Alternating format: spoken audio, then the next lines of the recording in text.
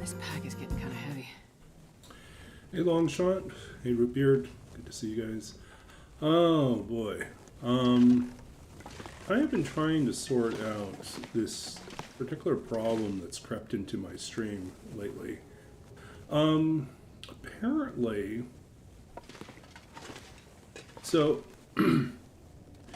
I can stream, like OBS and Twitch will talk to each other if I stream while using a VPN. But when I'm using a VPN, I'm not allowed to raid. Twitch won't let me raid.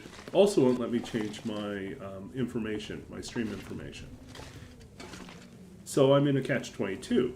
Either I stream with a VPN and then can't raid, or I only stream to YouTube, which is frustrating.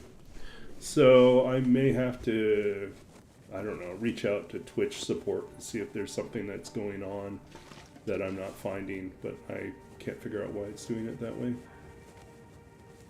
Weird stuff. Anyways, here we are. We are living the good life. We killed a bear. We killed some rabbits too. I already ate those guys. We got these guys here. We got parasite risk. We're going to do more parasites. What to say?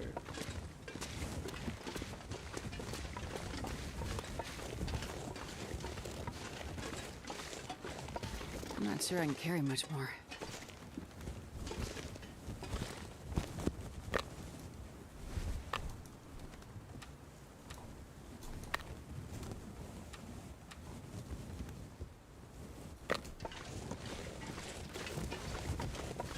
Yeah, it's frustrating. I want to be able to raid, but I can't raid. I can, if I don't turn on the VPN, I can edit my stream info before the stream, so that is one workaround. But, yeah, not being able to raid is really frustrating. We don't have any sticks due to this situation. Okay, stop rolling. But, okay. Yeah, I have a suspicion the problem is with the internet service provider. But since it is my landlord's account and not my account, I can't really go up the chain and ask them to fix that. And it's kind of the Canadian service provider, and I think there's been complaints for a strong suspicion they are throttling Twitch uploads. Very annoying.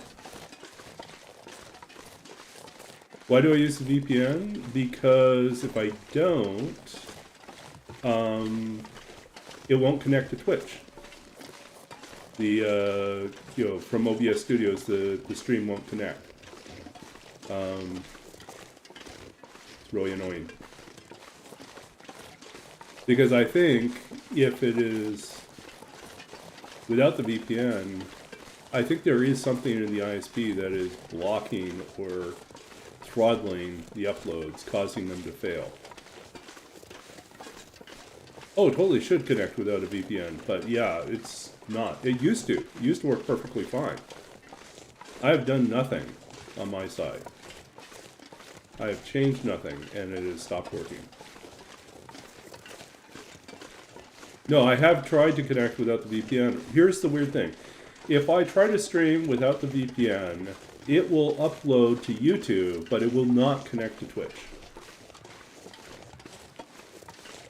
So I could stream to YouTube, but I can't stream to Twitch.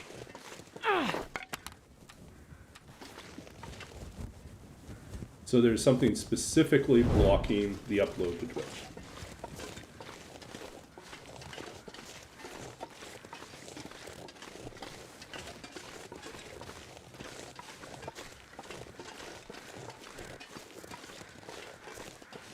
So I use the VPN and it disguises it so it doesn't recognize it as going to, as being a stream. And then it works. It's just that Twitch now doesn't want to, how can I put this? Then the Twitch interface won't let me raid. So the Twitch commands for raiding won't work.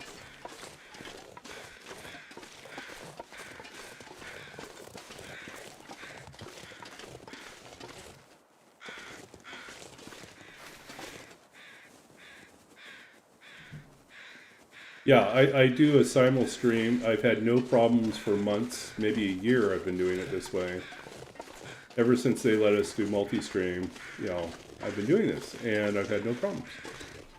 And then just in the last week, it suddenly stopped working.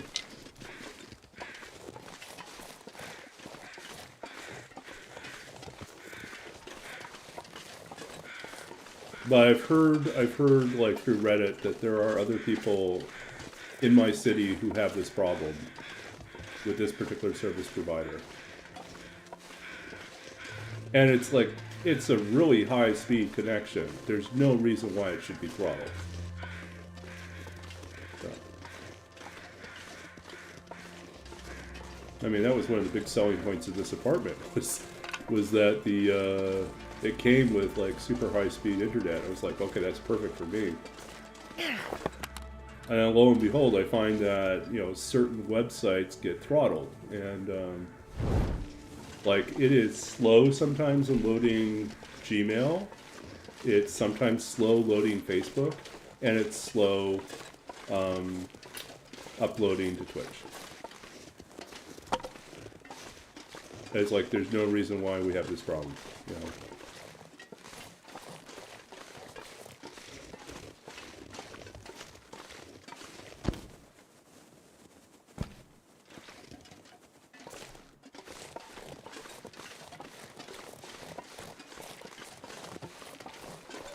Yeah, it's a fiber connection. Yeah, it's a fiber connection. This is a fiber optic connection. There's really no excuse. Why should this be throttled?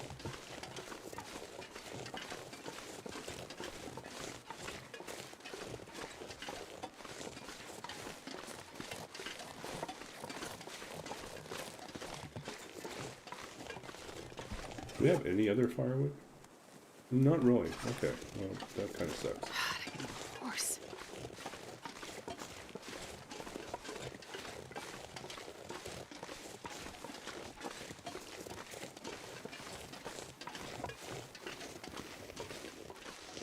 Yeah, I mean, it makes no sense. No sense whatsoever. But since I'm not the account holder, I can't complain to the ISP, you know, the internet service provider, so I'm left with, like, troubleshooting on my own. I wonder if I can drop any of this Try gear. to see if there's a workaround. So the VPN's a workaround.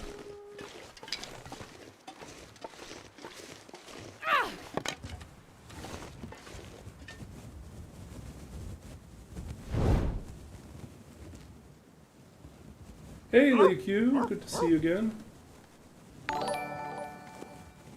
Thanks for the resub. Good to see you. Hope you've been doing well. I am in my second and final year of my program. But they kind enough to, well, I did end up, actually, like, big news was I got a scholarship recently. So that's going to cover my tuition costs for this year, or for this term.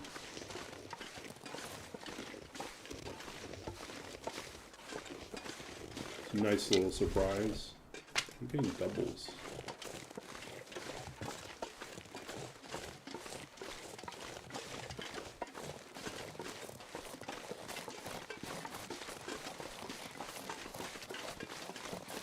Yeah, we'll figure something out. But I mean, I like rating people. That's not what I want to do.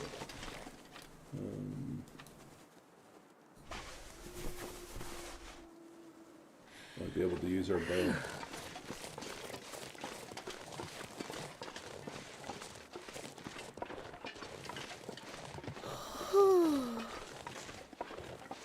Yeah, I mean, they'll be fine, but yeah, I'm just a little annoyed.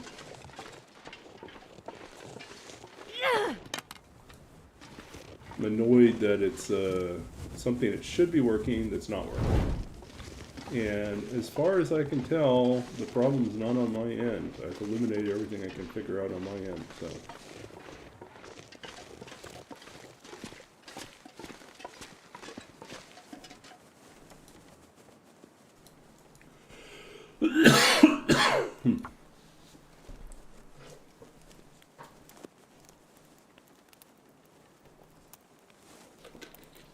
But I figure this way at least I can keep streaming, even if I can't keep rating.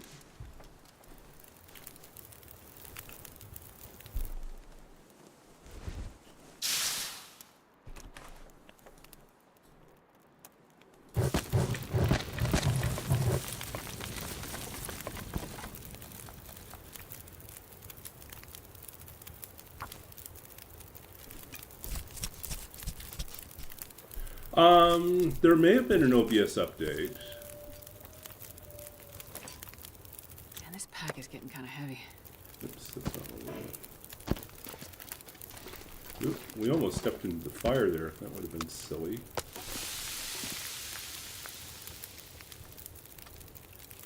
We need more food. We'll be forced to eat one of these.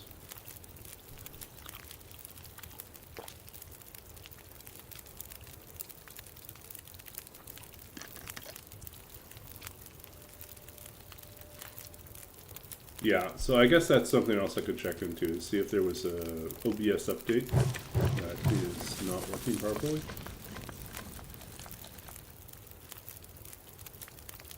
But I haven't seen anyone else complain about it, so.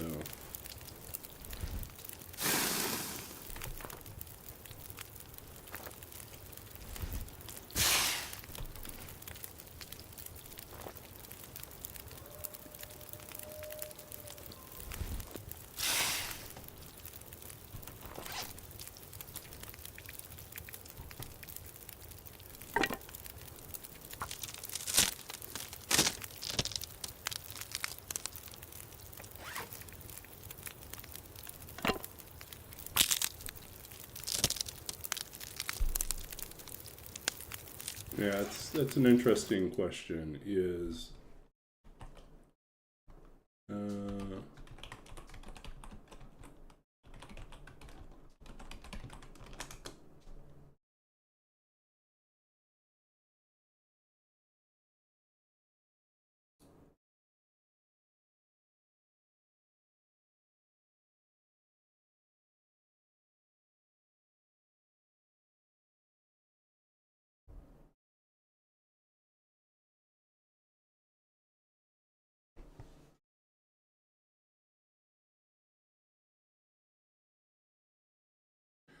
Okay. I have something else to try later on. The Stream Elements plugin apparently sometimes, so it's probably okay to use it. I have actually doubled up. I have Stream Elements and Streamlabs. I'm not sure I can carry much more.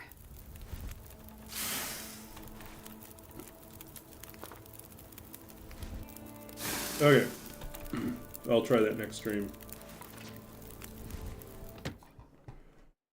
Okay, so we need to get a move on. Question is, we got enough arrows, arrowheads, arrow shafts. We have enough feathers. Hide. We want more maple saplings to make a travois.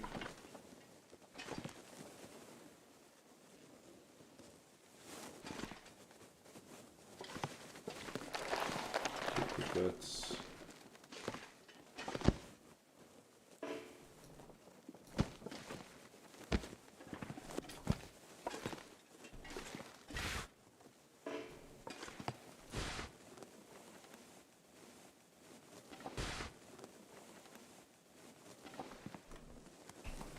how are we doing arrow-wise? We've got 10. 2 bows. We take the rabbit belt.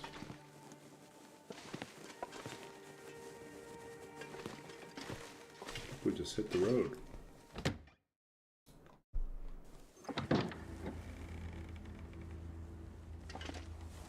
I wonder if I can drop any of this gear. We probably should have taken the pelts earlier, right? Or did we already make what we need to make? We already made a rabbit hat. We can make, how much do we need for this? Need 4. 1, 2.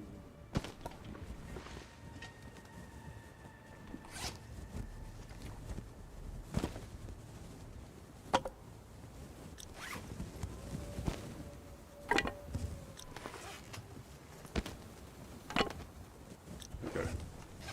There's our hides.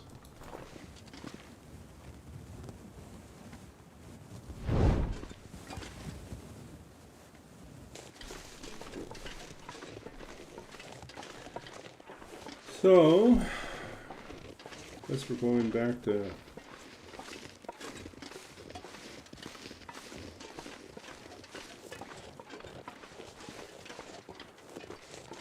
Mystery Lake. Or not Mystery Lake, back to Milton. Yeah. Goodbye, spam bot.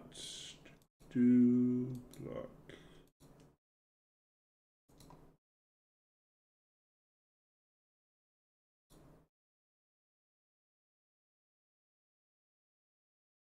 Yeah, we should give a shout out here to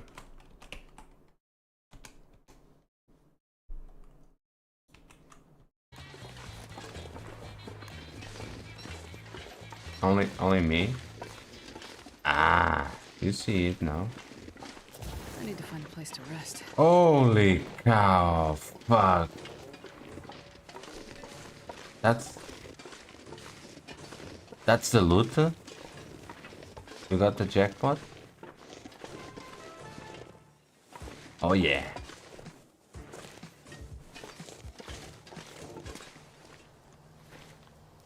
All right. This pack is getting kind of heavy.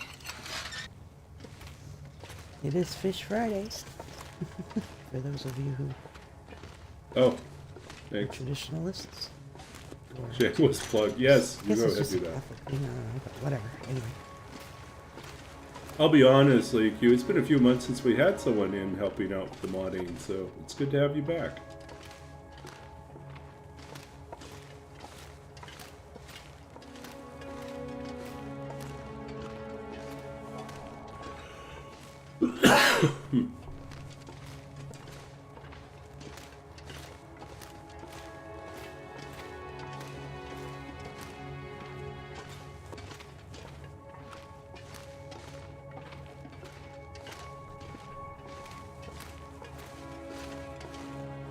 No worries, no worries. It all comes in ebbs and flows and cycles. We don't always have a crowd in here. Some nights kind of small, some nights we get a number of raids coming in, and then it gets kind of big. Most of the time, it's at a pace that I can do the shoutouts myself. Ooh. Oh, you know what I should do? I should take a break at some point on the stream and show you the latest version of the Temple of Pythagoras game that we wrote for my Intro to Python class. Look at us, we're all healed up. Which I have since updated. So the original version of the game basically outputted everything to the terminal, so at the command line level. And we simply didn't have the time to go and figure out how to use Pygame to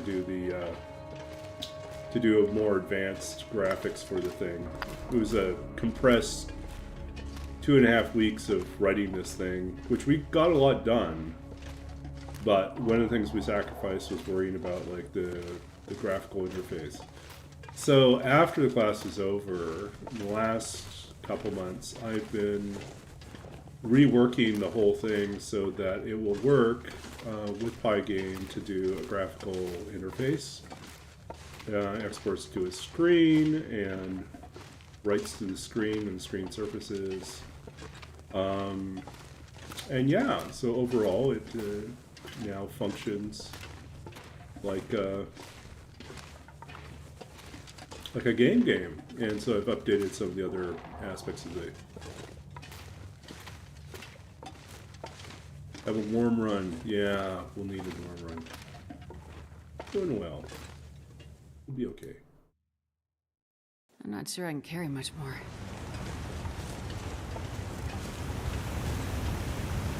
So anyways, yeah, so there's like color, there's an interface. It's not, I decided to preserve the classic text-adventure feel in the sense that it's still all text-driven, but there is a little bit of variation in fonts and color. Critical hits look different, things like that. So let's see where we're at right now. Maybe at the 1 hour mark we'll go and do a little show and tell. Maybe a half hour mark. Let's see.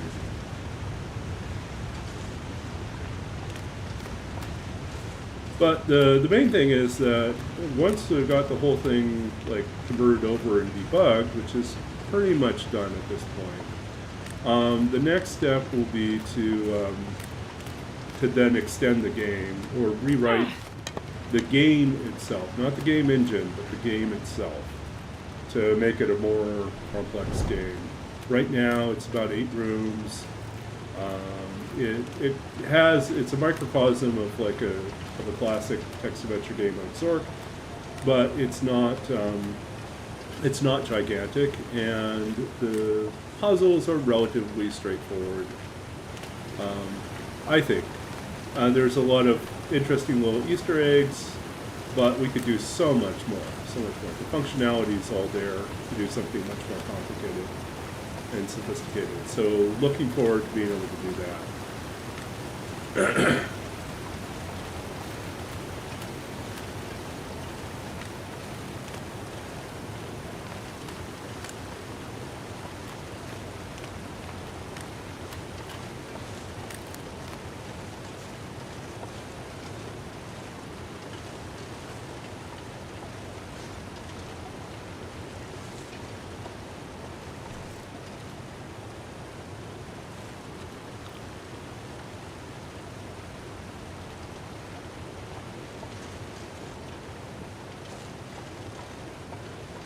How much over are we? 39 over, oh, you know what? We should actually go back, sleep in the cave, and assess in the morning. It will be lighter.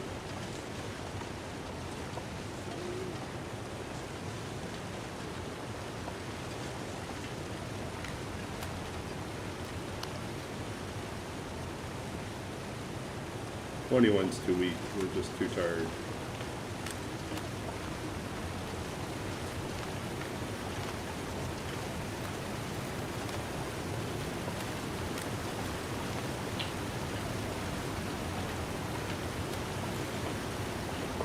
So yeah.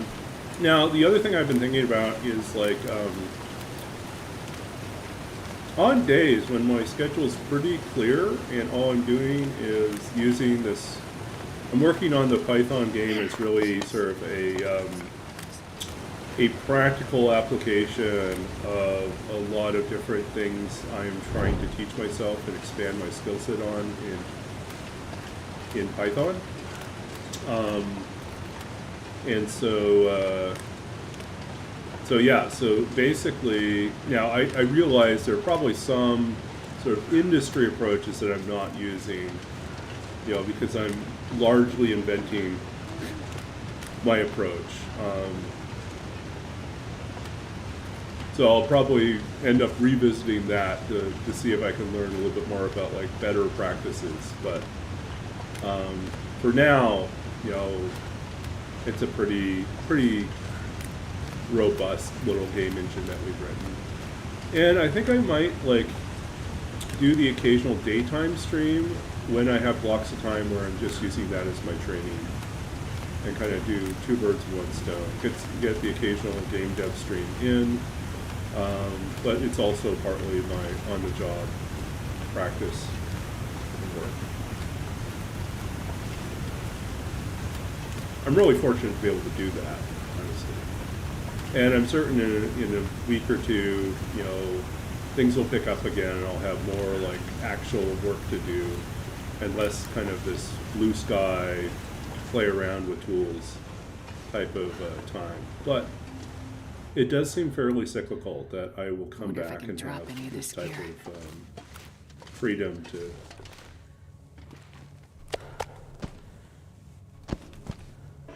Okay. Oops. Actually, we do want a fire, don't we? We do want a bowl of some water.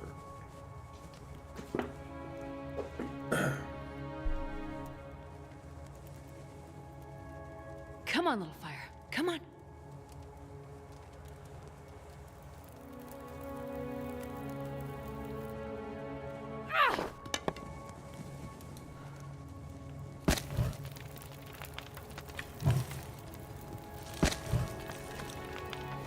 All right.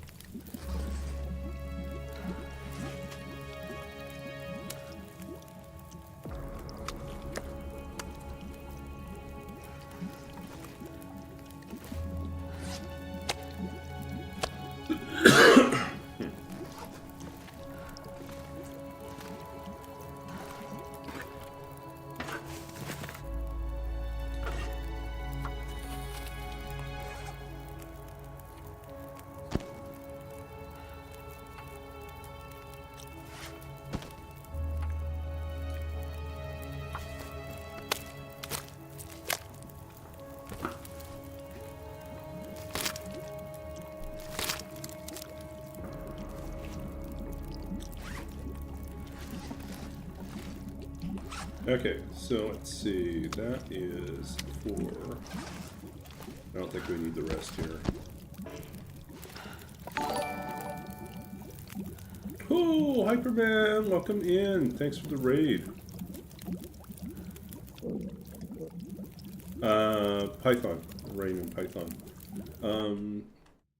Yeah. Now let's see, can we get a shout out for Hyperman? Hyperman? Oh, that's... Oh, crap. Oh my gosh! Oh my gosh!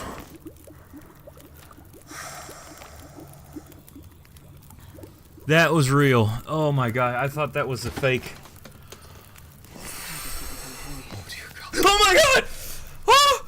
Oh my god! Oh! Oh! Oh, oh my god! Oh my gosh! Oh my gosh, I almost pooed my pants! What the crap was that? Oh my gosh!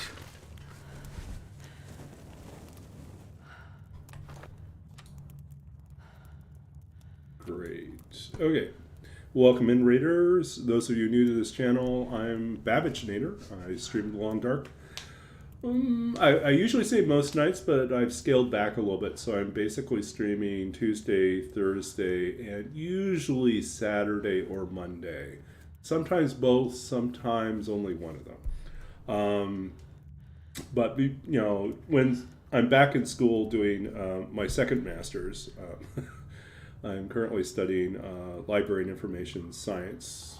Actually, apparently they changed the name of the program to Library and Information Studies. I think someone pushed back against the science thing. But anyways, yeah. Yeah, thanks, Lady Q, for dropping the bio in there. I'm a poet. I'm also a former computer games programmer. And I am... let's see what else. A translator, opera librettist. I've never been so hungry in my life. Okay. Sorry, Astrid, but we're going to have to eat this stuff. 4% again. Don't get sick, Astrid. Okay. Yeah, lots of different things. If you hang around for about another 25 minutes, we're going to do a little break from the stream, or break from the run, to show off a project I've been working on for the last little while. Over the summer, I took a...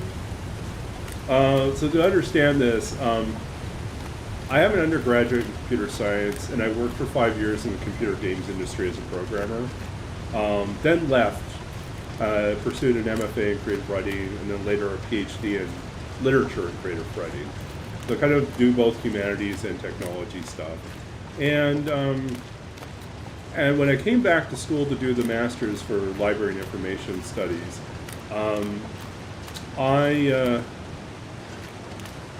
I was taking, one of the classes I took this summer was an intro to Python.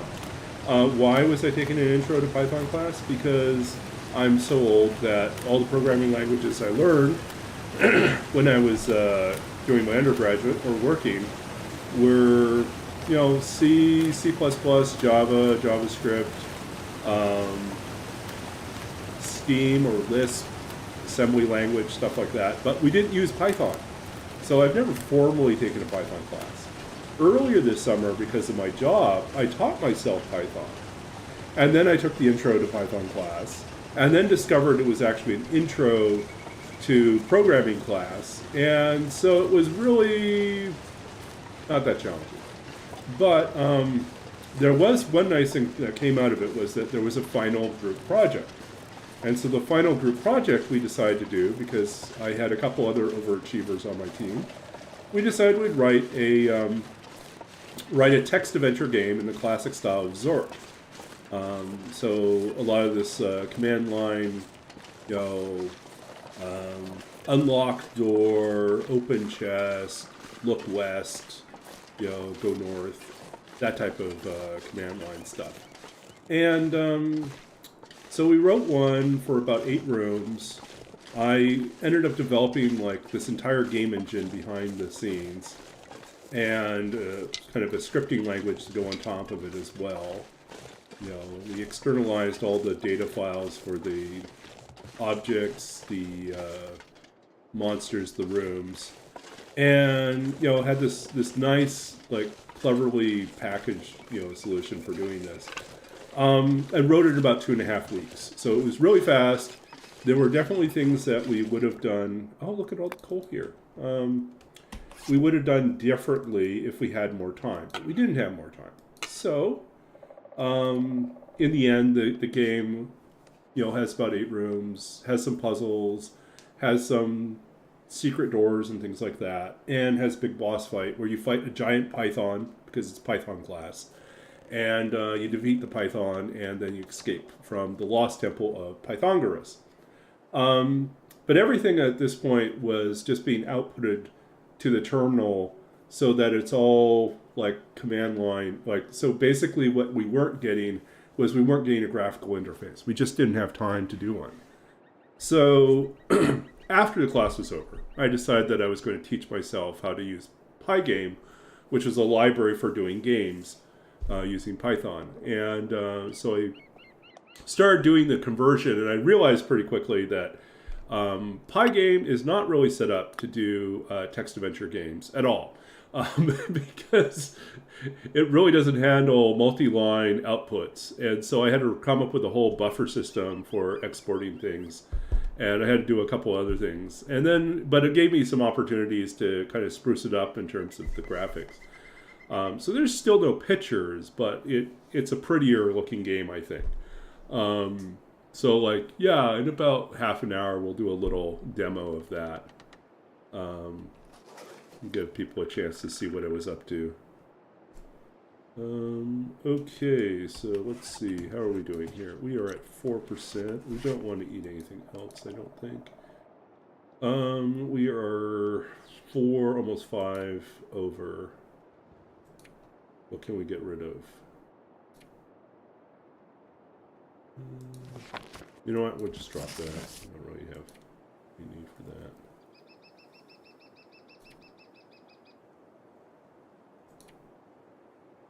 All this coffee. Wow.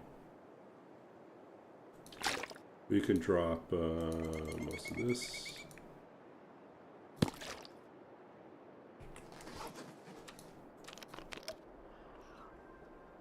Hey, Rena. Good to see you.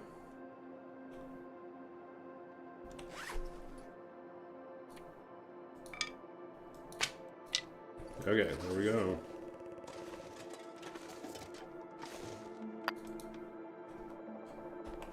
I think our trade-off is going to be...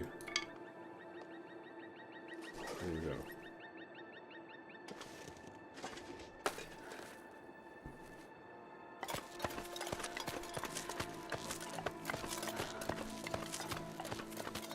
So this is my day of relaxation, or my stream of relaxation, I think.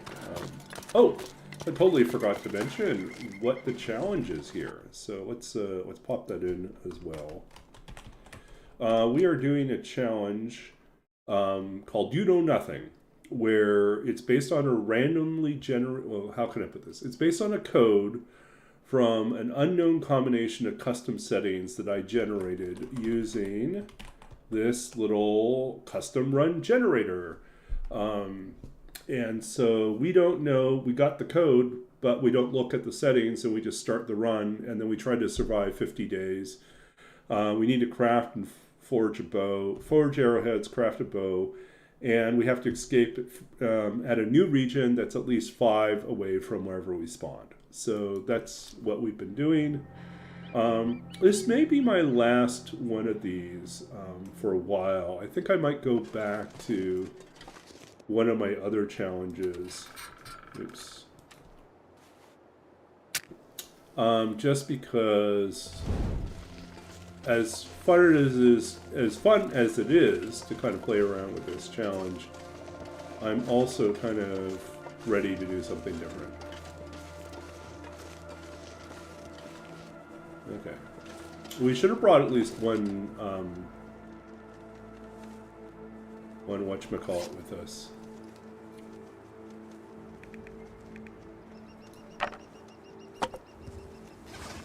Yeah, so we could go back to roll with it.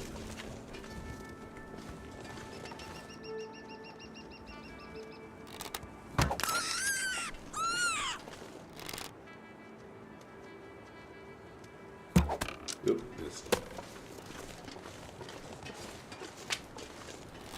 Wonder if I can drop any of this gear. Where'd the other one go?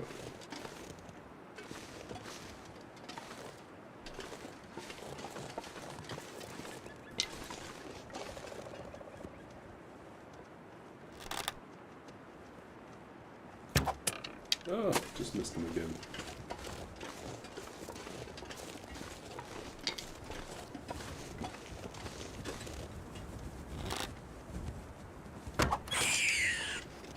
There we go.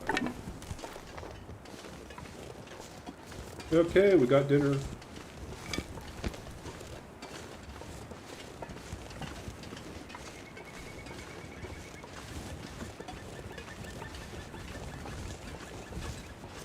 God, I'm starving. So we could do Cave Dweller.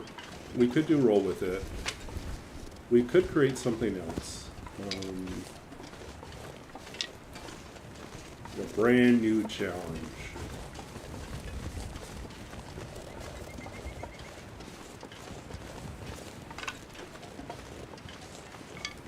But Roll with it is, you know, probably the best thing I've invented as a challenge. Let's put that in there for anyone who's curious about what.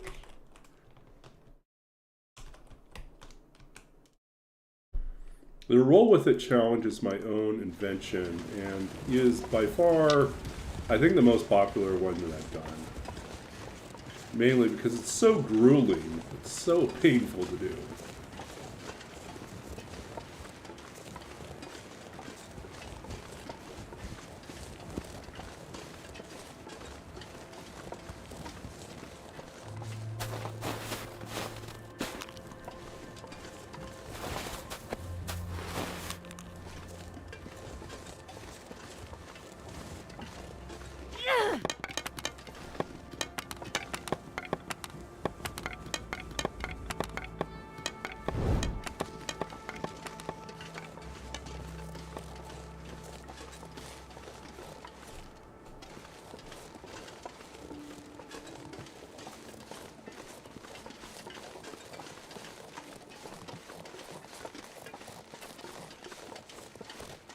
I don't think we left ourselves any food here.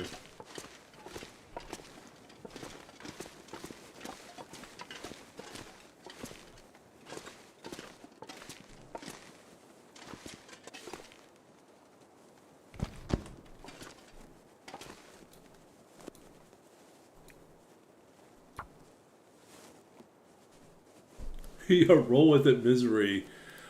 I do not think I could make it. Because Roll With It takes, at the very least, around Come on, little fire. 230 days. I don't think I can make 230 days in misery. Perfect. Like, there's the unintended challenges I've done. Like, when I did do misery, and I found myself having to go 41 days without a bedroll and without a bow. That was miserable, beyond misery.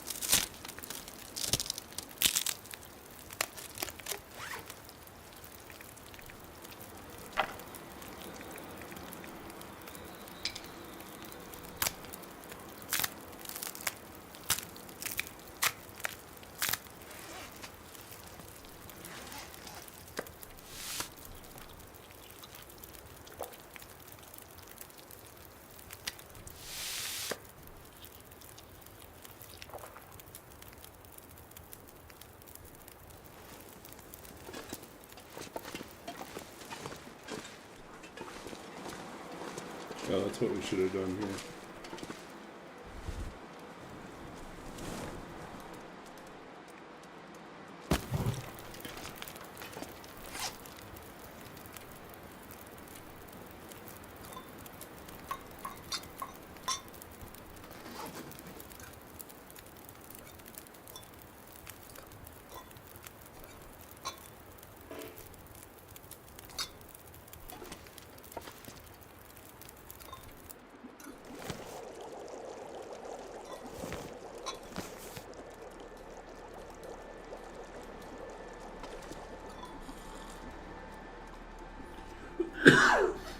Making ramen, okay.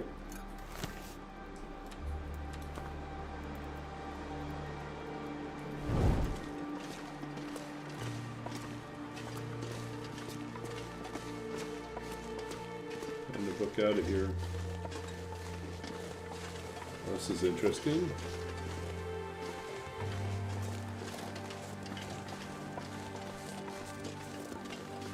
Dude, look at all this.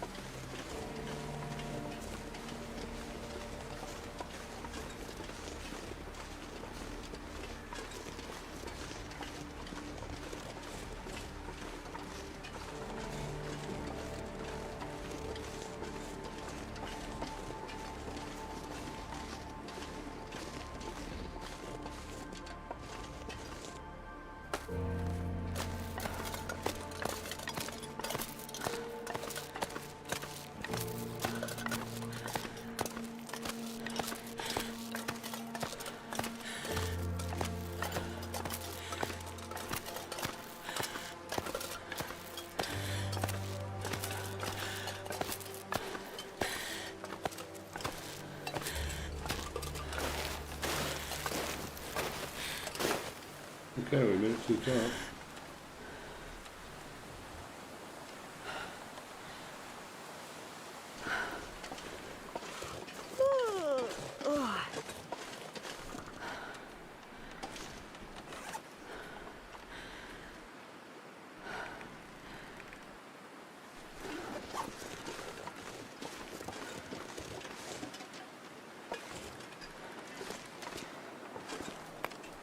So we've already been here once. We're just double checking to see if we missed anything.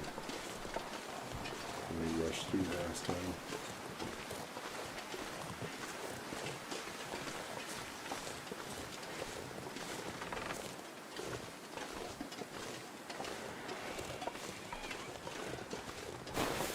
Like last time we were rushed, we didn't bother moving all the weapons.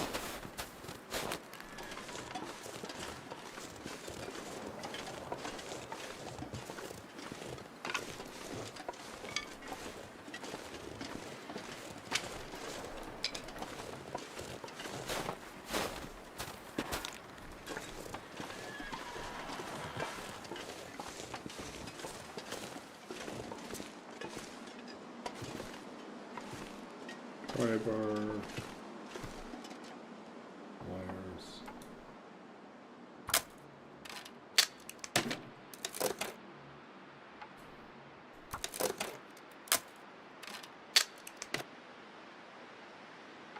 We can stay inside here and boil water.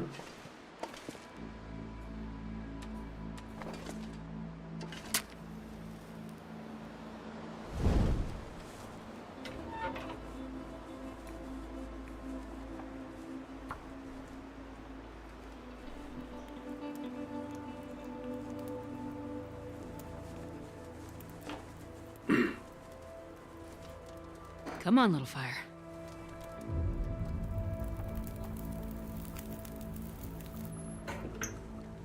yeah. That's a good one.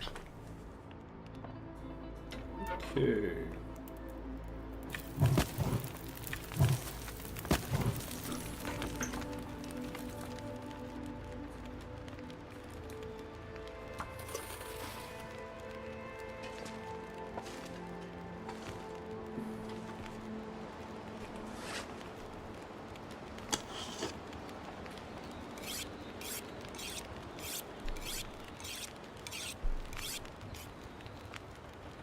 Yeah. I've had a lot of runs where there's just pry bars everywhere. I've never seen so many pry bars. Like we're connected to some sort of extraplanar dimension filled with pry bars that keep spilling out. Maybe they're sentient aliens. Who knows?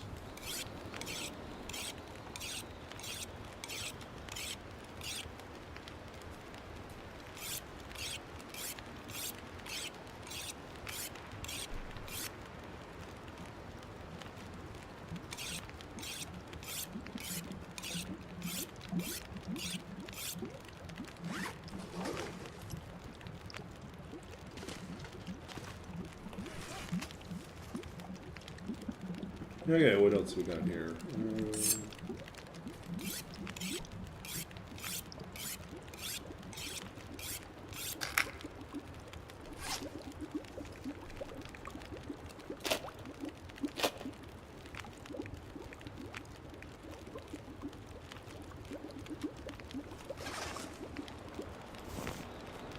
This pack is getting kind of heavy. Yeah, we could stay here. Or we could go into town. Let's go to the gas station.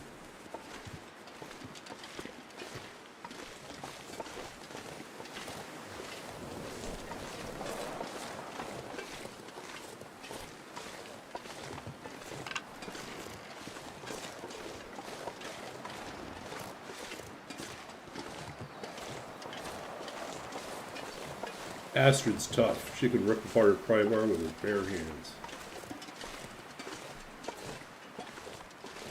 Likewise, the bear is tough. The bear can pry Astrid apart with its bare hands.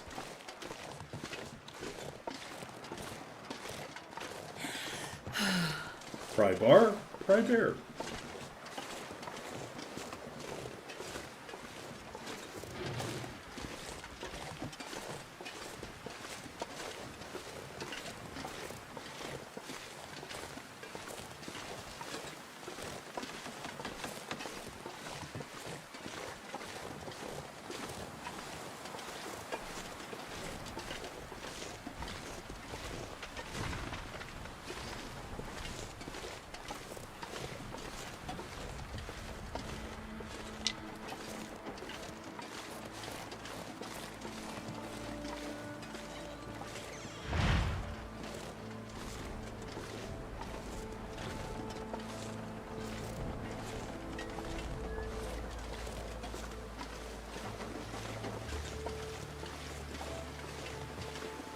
Yep, all moving.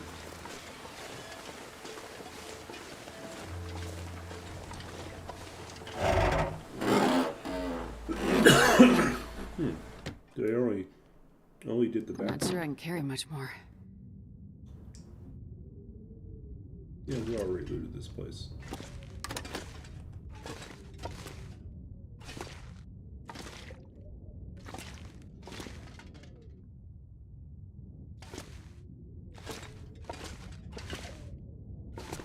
Oh, there's the candy park.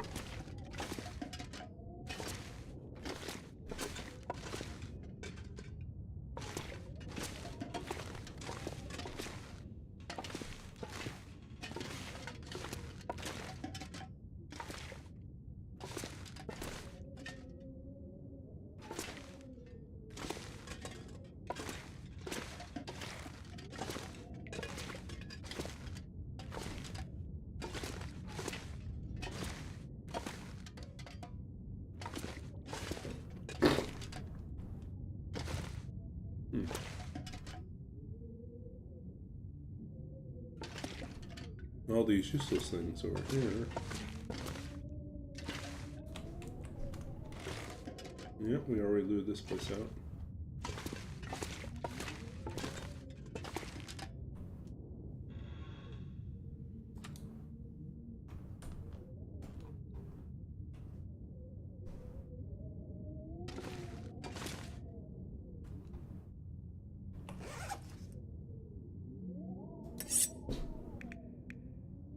Yeah, we should have kept a piece of metal.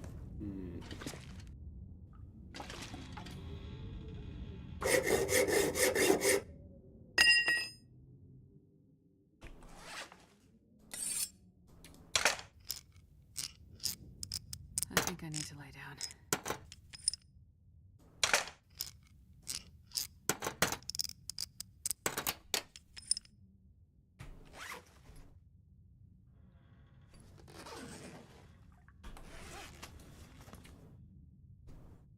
See, we could still make porridge.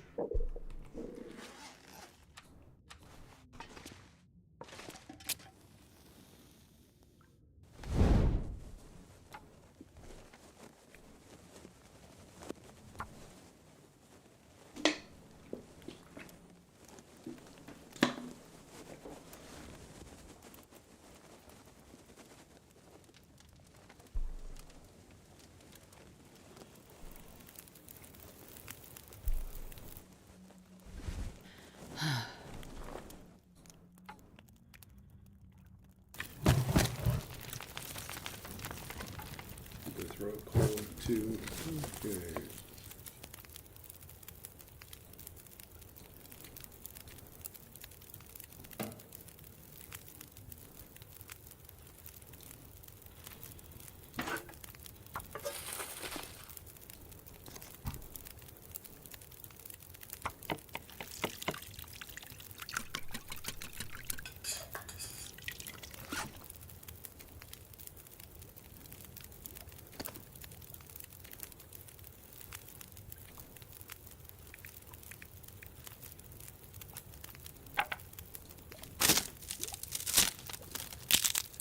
Hey, welcome back, Rena. Hopefully your ramen was good and tasty.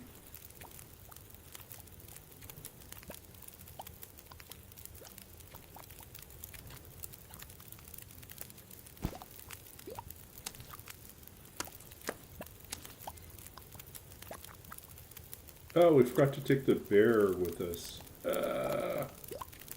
Left the bear hide behind. Oh well. We weren't going to craft it anyways. It's just not going to happen.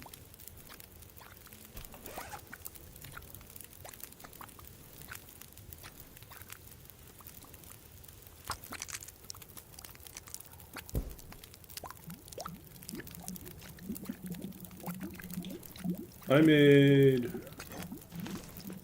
Gong Bao chicken tonight. That's what I had for dinner. And that will be leftovers for next day or so.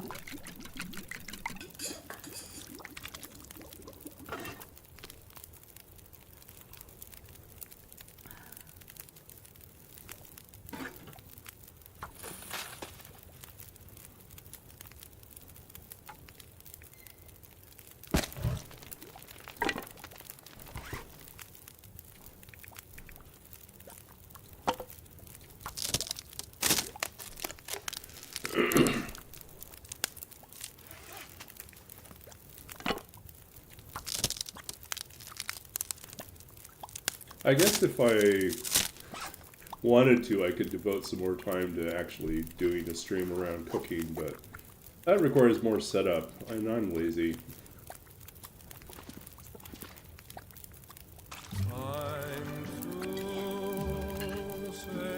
Ooh. Oh, are you going to bed? Okay, thanks for playing. Time to say goodbye.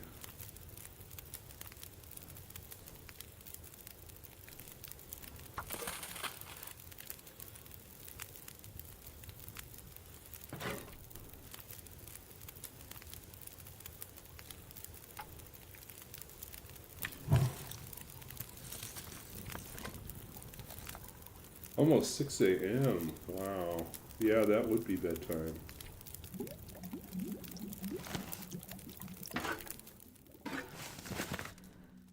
if I can drop any of this gear. Okay, let's see here.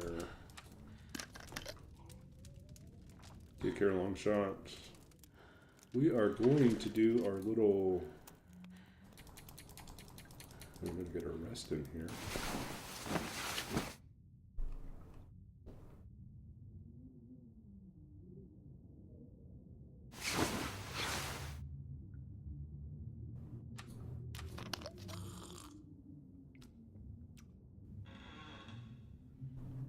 Can you eat trees?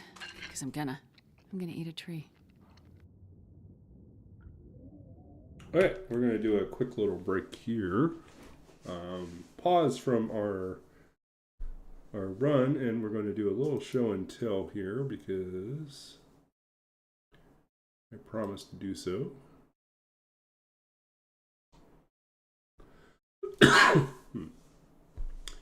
Okay, let's see if I can get this working. So we want to be able to run this.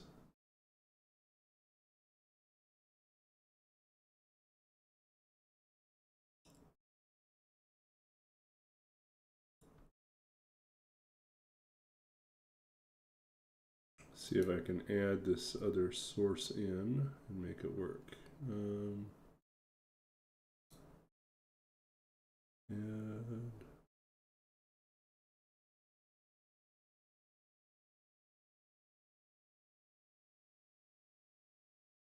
window capture, I guess. This is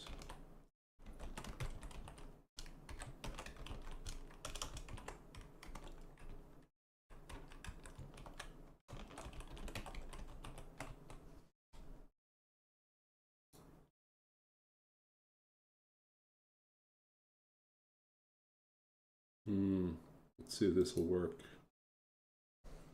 That's not the right one I want.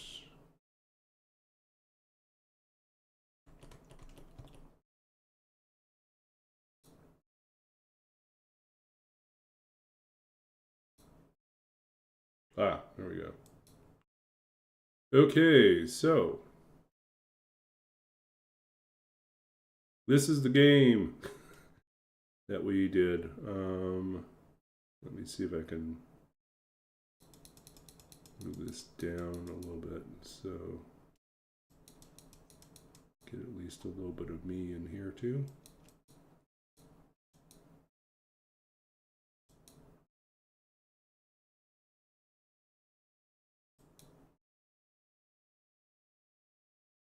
Okay, so this is called Lost Temple of Pythagoras. Little pun about I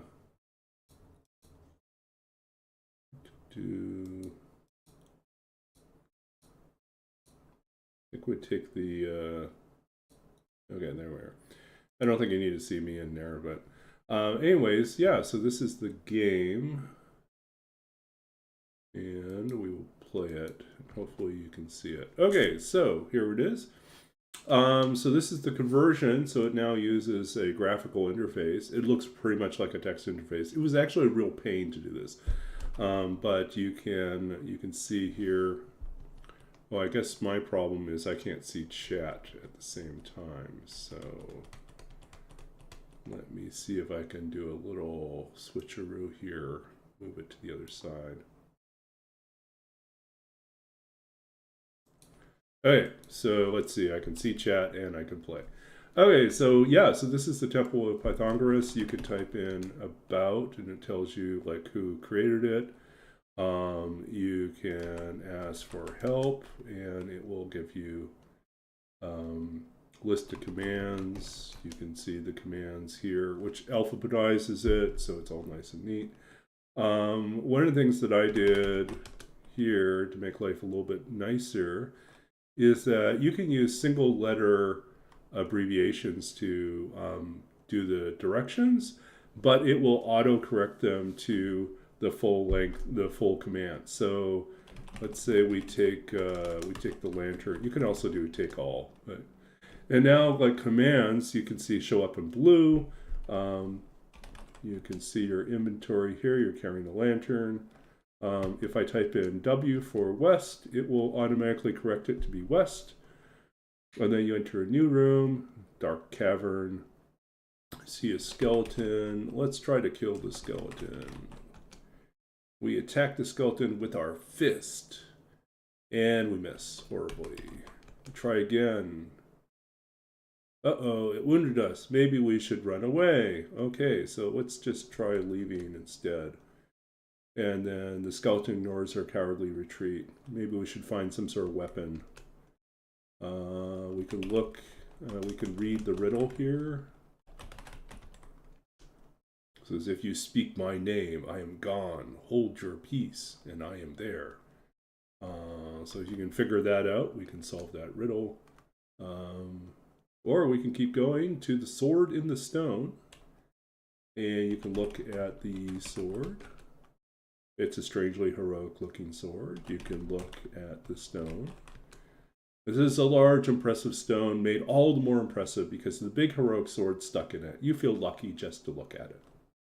And then you could type in hint. And it says, there seem to be faint pink stains on the stone. They look almost like lipstick. So you might realize that maybe it's a Blarney stone. So you could kiss the stone. And now the sword looks loose. We're not judging. The sword's a little loose. You can try taking it all. And it says you add the sword to your inventory, but you can't take the stone. It's fixed.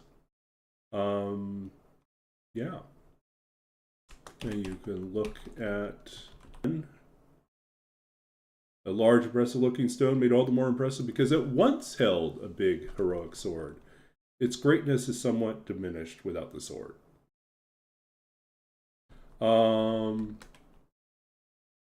Yeah, so you could say silence. And as soon as you finish speaking, you hear the cavern wall shake and tremble. A portion of the north wall retracts, revealing a secret chamber. So we could go north. It's pitch black. You are likely to be eaten by Gru. Little nod towards Zork. You feel a slight breeze coming from the south and east. But if you remember, we are carrying a lantern. We could use that. So you could use lantern. And then you can see, I probably should put a little cue that like the dark room should become like dimly lit. Or I should mention the light source in here, but that's a small thing to fix. But you can see a sealed door to the north. There's tunnels east and to the south. You can go to the east. There is a chest here, and you can interact with that. You could look at chest. A brass-bound oak chest. It looks very solid. You could look at dwarf. You can ask, so it's a dwarf with long beard and pigtails. Well, that's interesting. It's brass bound in one place and iron bound in another place. We probably should fix that. Ask about book. You could do that. And the dwarf says, they call these regular expressions, but they sound pretty unusual to me. Which is a terrible Python / coding joke. And you can ask about chest. Oh, actually, I guess she just says the same thing all the time. Okay, so you could try to unlock the chest, but you don't have the right key, so you're going to have to go someplace else. Maybe... Oh, actually, let's see. Let's go northeast. You can talk to the dwarf. The dwarf says, I haven't been able to get the chest open. If only I had a skeleton key. And then you might go back and find your way back to the skeleton. You could talk to skeleton, but the skeleton does not appear to enjoy your attempts at small talk. So this might lead to just killing the skeleton. Because diplomacy fails, and we just attack it with our big sword. Collapses into a pile of bones. And look, there's a key there now. We should probably ask about key. Yeah, we should do that. We should give them a diplomatic solution as well. But anyway, so you could take all these. You can, and if you try to take the pile of bones, it just gives you one bone out of the pile. And you can get a list and a key. So one of the fun things you can do, this is a little Easter egg here. And each time you read it, it gives you, well, it's supposed to give you a different thing. There's like a bunch of different names on there. We probably should extend this so it's a little bit longer. Apparently it just keeps going back and forth with Colossal Cave Adventure. But let's see. But yeah, so the Easter egg is this. It is a list. Is it a list as a physical list of like things that you write? Or is it a Python list in which you can put bone in list? Which you can. It's a container. Isn't that wild? You're carrying a lantern, a sword, a list, and a key. The list contains a bone. And then you could go north finally, and you could search this room. And you could search, and you find a gemstone in the big pile of rocks. And so you could take all, and you can look at the moss, a piece of faintly glowing moss. You can look at the rock. It's a dull-colored rock. It looks indistinguishable from any other dull-colored rock. And you can look at the gemstone,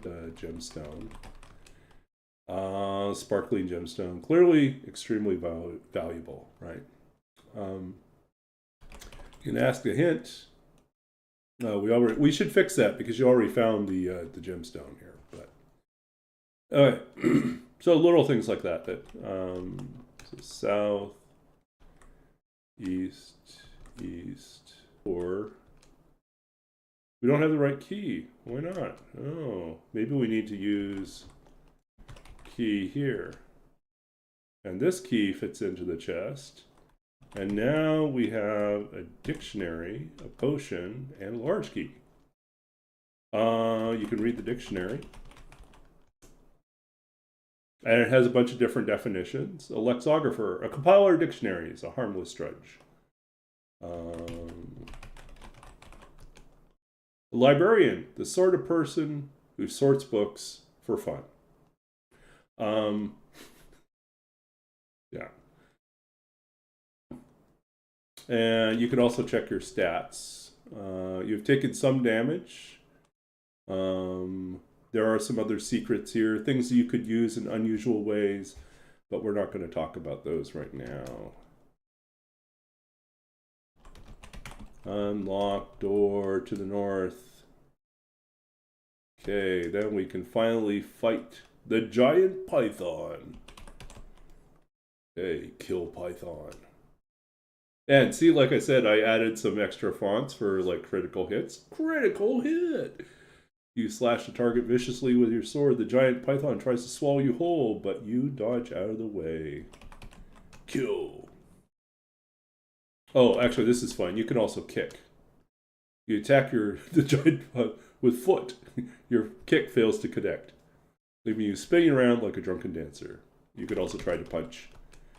Oh, we punched him, and we killed him with our punch. So you could just try to take all here. Python corpse and tooth. You sicko, why are you tampering with the giant python corpse? Let the poor thing rest in peace. You add the python tooth to your inventory. But, so this is another Easter egg that I don't know if anyone's going to try, but this will be fun. So you can open the corpse, the giant python, which is Python, right? And inside you find a bug, a traceback error, and an exception. Because those are the things that you would find whenever you tried to debug a Python program you'll run into bugs, traceback errors, and exceptions. And then you can look at them all. Look bug, a strange looking insect that waves its tiny hands frantically as if trying to stop you. And you can look at the traceback error. A sheet of parchment upon which someone has written out a mad conspiracy trying to link a seemingly accidental error back to some nefarious mastermind many steps removed, which is kind of what it is. And then you can also look at the exception. And it says, a weird piece of thorny metal that looks to have been fashioned by accident. Whatever it is, it looks angry. And so at this point, you have defeated the... You could take everything if you want. And then your inventory is full of junk.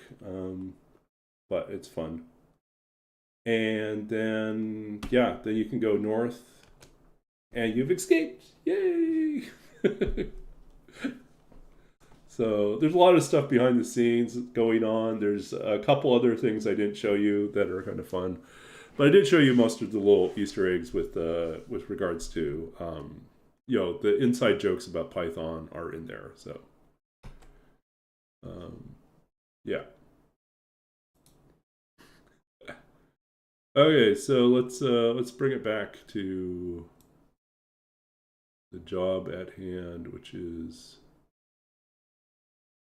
survival. All right.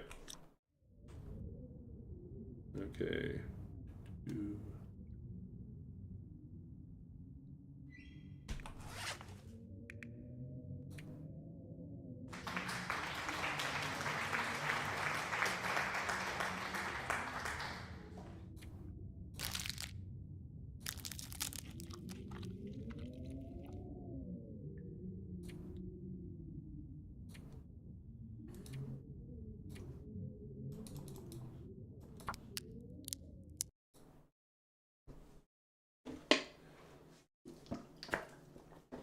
So the graphical interface is the new stuff. The actual game was what we wrote in 2.5 weeks, which I think is pretty amazing.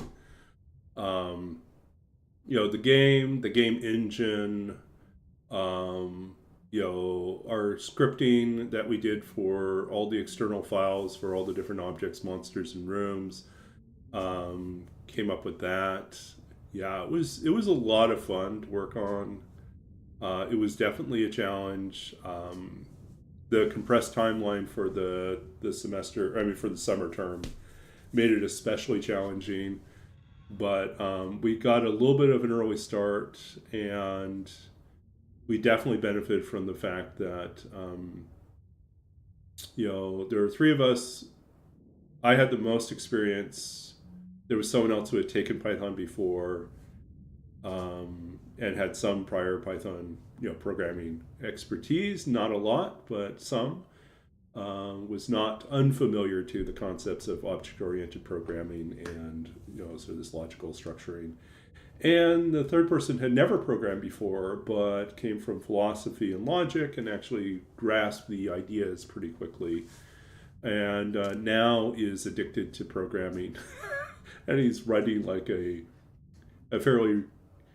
he's trying to write a character builder in Python, which, it's a fun exercise. It's will it replace D&D Beyond? No, it won't. But is it a good way to teach yourself more sophisticated techniques? Yes, it is.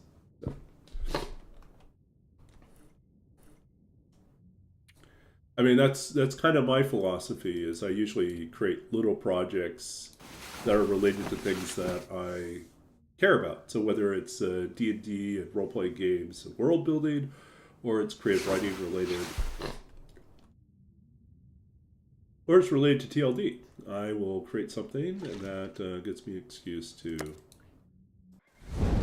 Okay.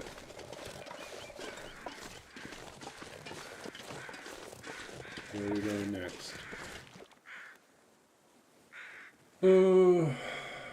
We need a workbench, but we also need to get our hides cured. So why don't we go to Grandmother's house, leave our hides behind, go up to the plane crash, try our luck there.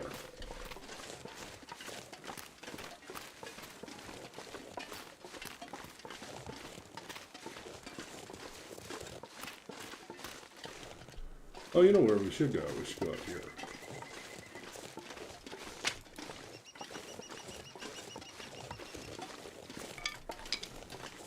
Not only because there's plenty of sticks on the way up here, but there's also this house that I don't think we've looted yet.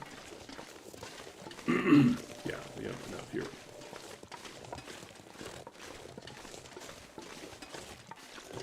So anyways, with that game, my goal, now that I've got the engine working, is to consider a complete rewrite of the game. Not the... I'm going to put this, not the engine, but the game itself. It's either to expand, like the Temple of Pythagoras, into a more complicated, yet extended gag about Python, or to like create a whole new game that leverages the, you know, the engine.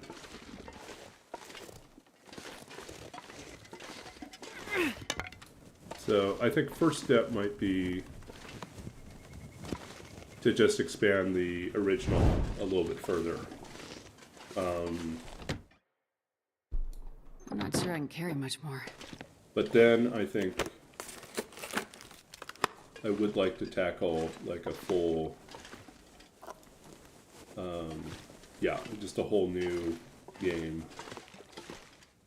once I have everything ironed out. Not useful. Okay.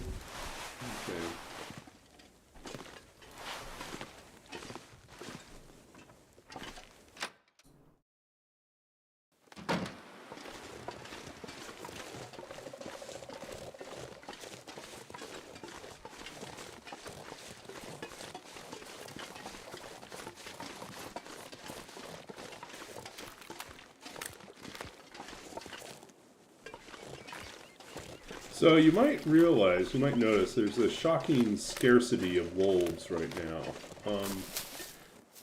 One of my guesses right now in terms of what the settings are is that we got low wolves. So I have seen wolves, but they're just not frequent.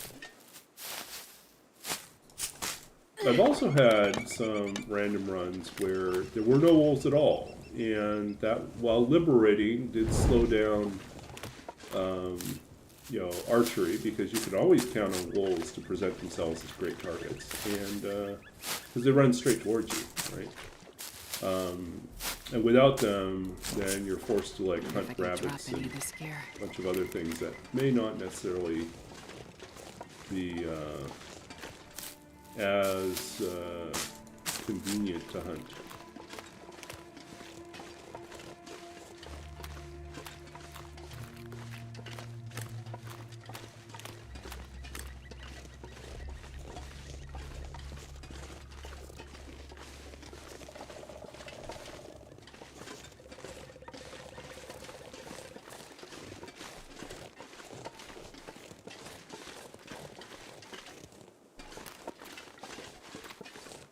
Yeah, I think definitely if we expand out the game a little further, there would be more puns and more usefulness for the puns. Like, I think having introduced the idea that the list is a container.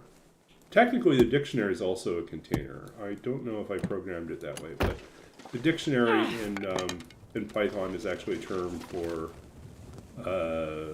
what in JavaScript is called a map. But it's a way of indexing in that's not using numbers, but instead uses the keyword, which then goes to a label, like a key and a value. Oh, we already looted this.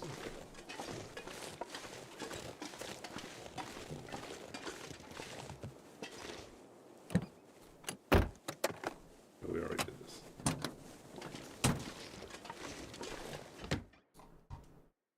And this pack is getting kind of heavy.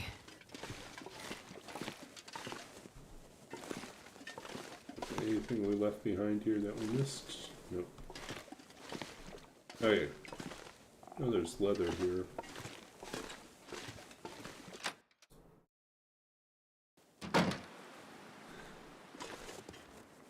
Yep.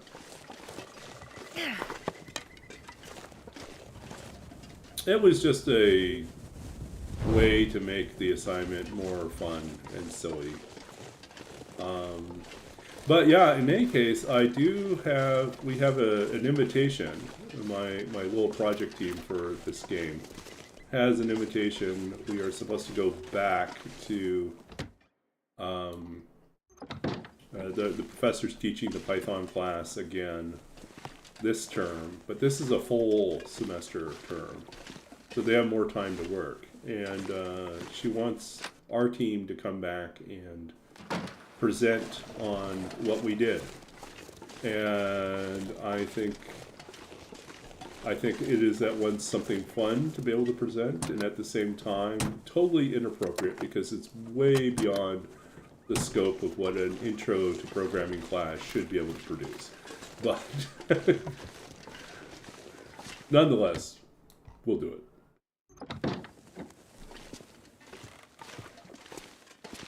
And we've already looted this. Oh, there's another shooting I'm not sure I can gun. carry much more. Yeah, you guys are all nothing. Can you eat trees? Because I'm gonna eat a tree.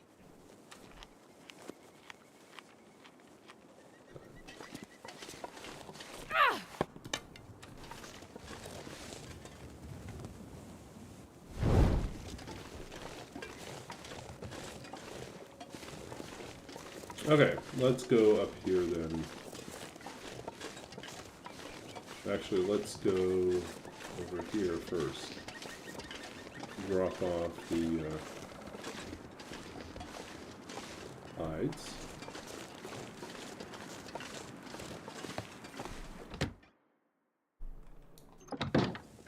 Yeah.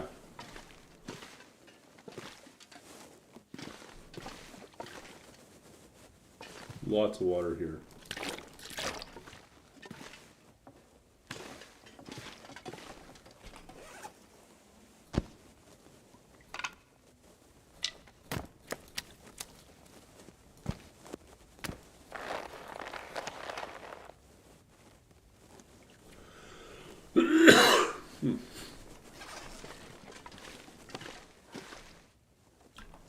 What do we have for firewood? 9 pieces.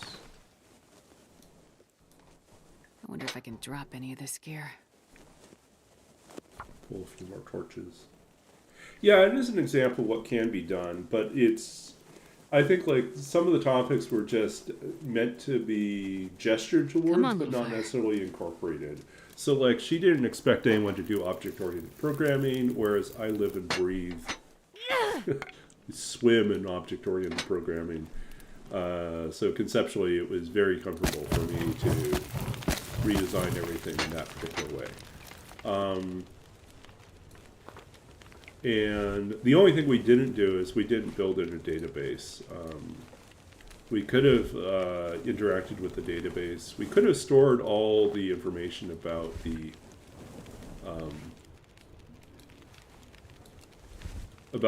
objects, rooms, and monsters in a database, but chose instead to basically do it as a instead of having it collected in one database, it was all separate individual files,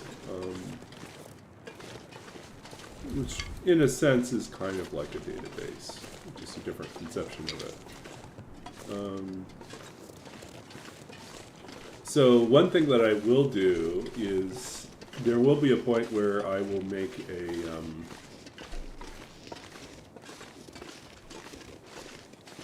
I might take all the data files, compress them into a zip file, and then use, like, instead of having to load individual files, they would just be read through a library that interacts with the zip file. But I don't know how slow that will become. So, like, if that turns out to be slow, then I will leave it as, like, all these unpacked data files.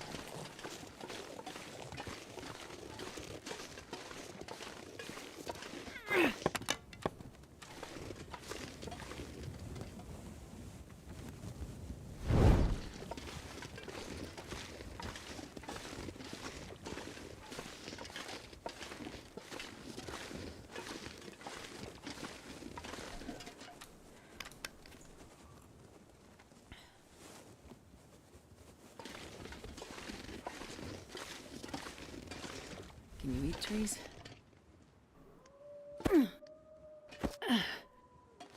So if I'm correct, I don't think we got up here to do any...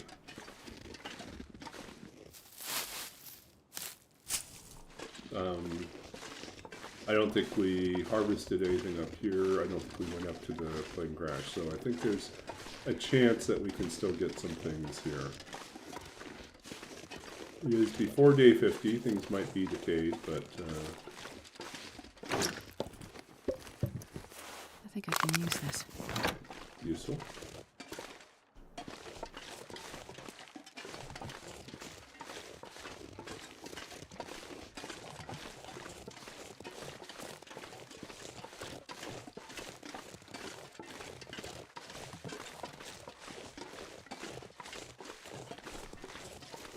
Trying to think what else is new. I booked my trip home for Christmas. So I am, yeah.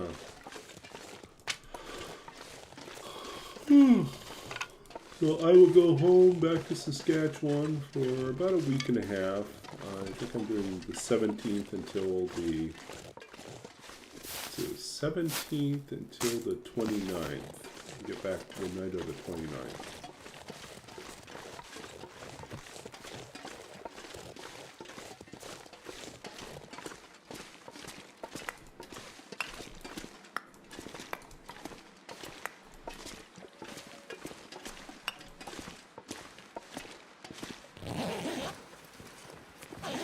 My mom's doing well.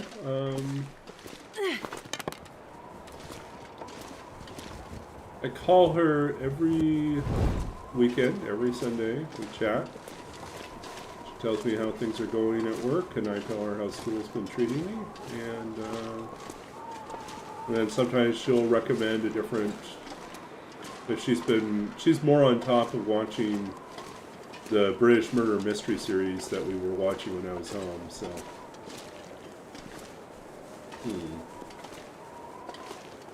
Let's see here.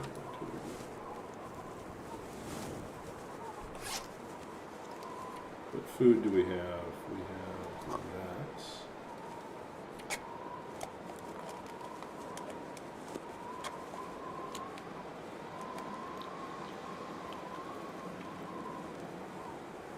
Yeah. I think she would like me to find full-time employment soon. I mean, I have a great job right now with the university, and I have a promise of an extension for another 6 months, at least another 6 months afterwards, while I'm conducting my own job search. The pay's really quite good. Great for a graduate student.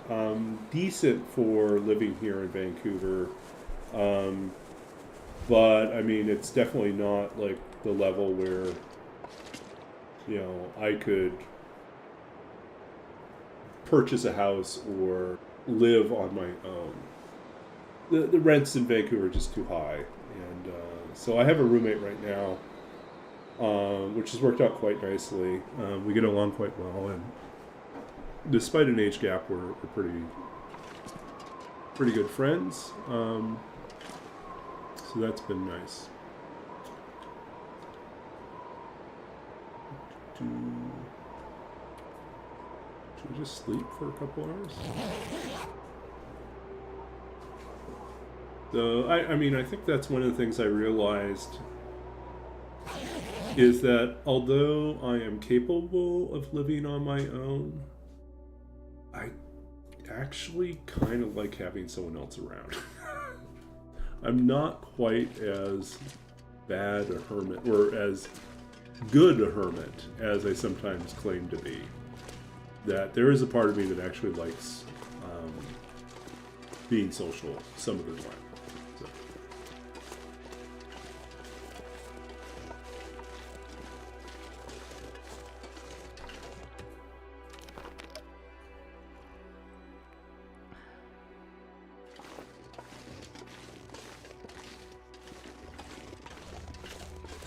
So. So yeah, I do think that it's been good for me to have someone else around.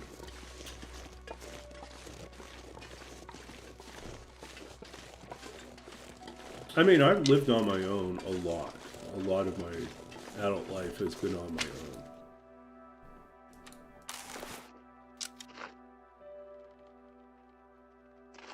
own. We got him. Gonna run away though, but there's no place for him to run, so...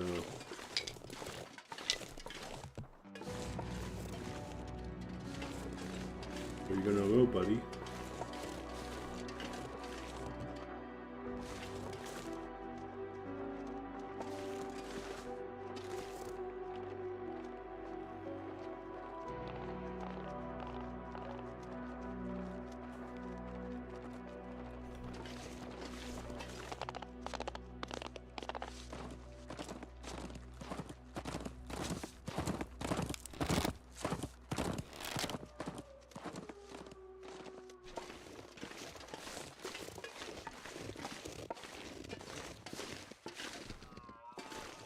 Oh, there he is. Good job. Solve our food problem.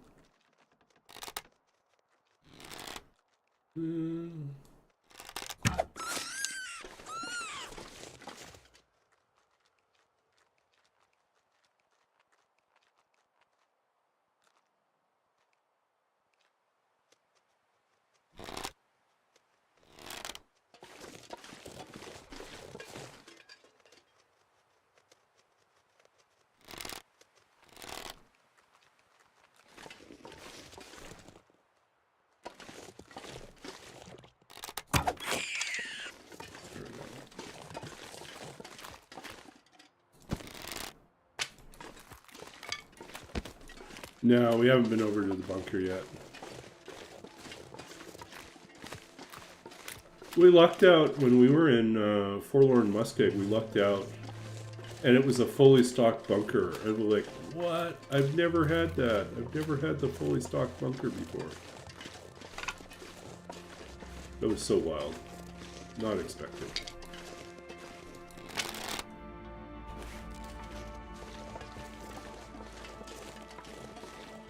Yeah, we should. We should.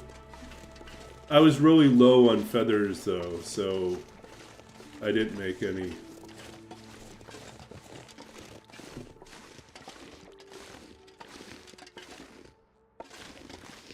Okay, buddy. Where are you?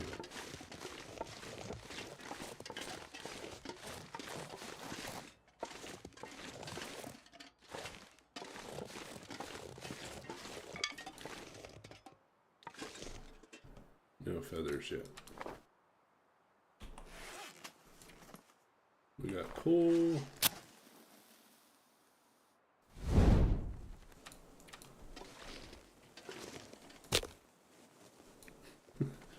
Start a fire under his bum. Yeah.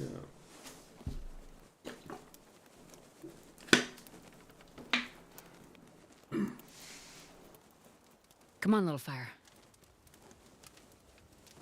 Rena, yeah. Oh, yeah. Yeah, you hear about those stories, and I don't want to be one of those stories either, no.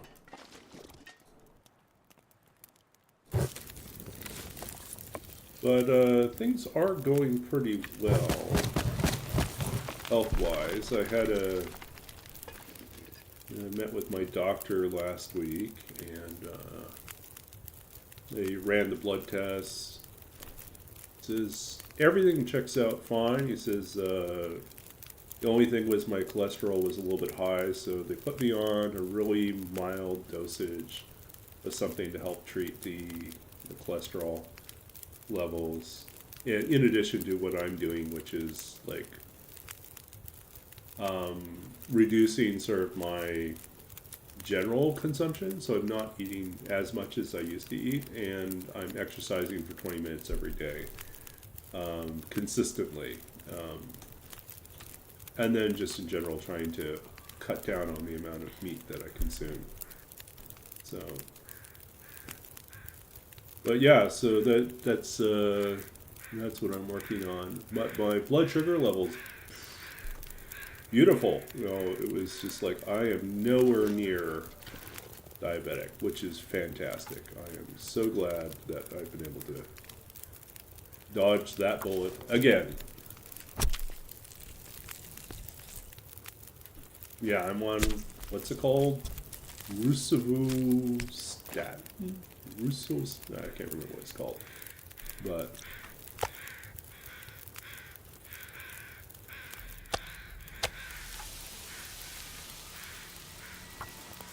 yeah, yeah. So like, what is it, 5 milligrams? Like the lowest dosage. Because he's like, because part of it is like, he only has one blood test to work with, so he says, we've got to wait 3 months and test you again, and then we can figure out like if you're already trending down, or if it's stabilized and you actually need to go up, you know, in I terms could of eat a dosage. horse. But yeah.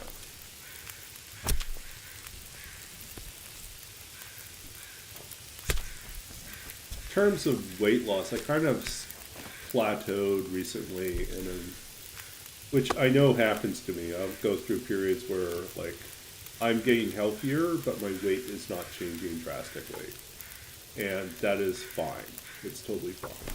It's if my cardiovascular health is improving, if my stamina is increasing, if I'm going down like, you know, a couple inches in waist size, then it's fine. I don't panic about like the specific number on the scale. I'm more concerned about these other factors, about like, can I move about comfortably? Do I sleep well? You know, do I not? You know, am I able to get through basic day-to-day activities without getting winded, sick, or you know, have some other issues?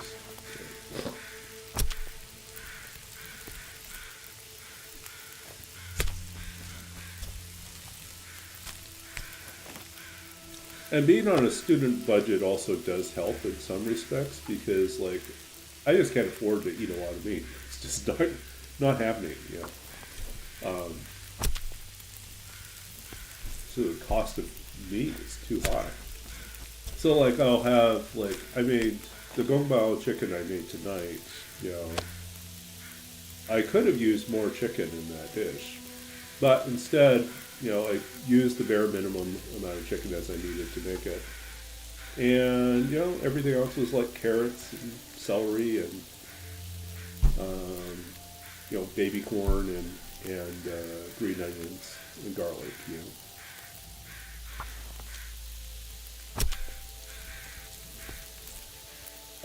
Why don't I play Misery mode?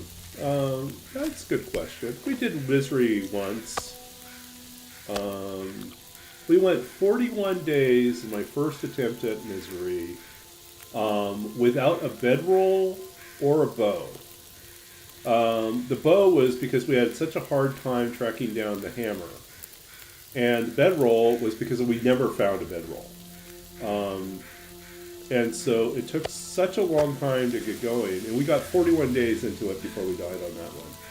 I count that as pretty impressive. The longest I'd gone without a bedroll on a run was, I think, around 30 days. So, like, this was a new record in terms of being able to survive without a bedroll in, like, ridiculously, you know, hard circumstances. Yeah. So I get my protein comes from a few different sources. I do have some nut sources like walnuts and cashews. I also have tofu from some of the time. Although, like, if I make, there's only a couple tofu dishes that I know how to make, and they both involve meat, so that's not really a great way to cut down on my meat consumption. Like mapo tofu is not a great way to cut down on my meat consumption. It's very tasty, but that's a lot of work. So,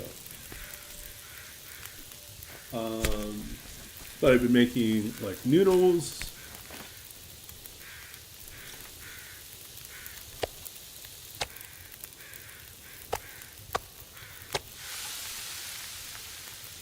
So when I make like ramen, I'm making it from, I make my own broth, and so I bought like a roast chicken recently, and after shredding and removing all the meat from the chicken, I then went ahead and boiled down the carcass to boil down the carcass so that I could have some chicken stock as well.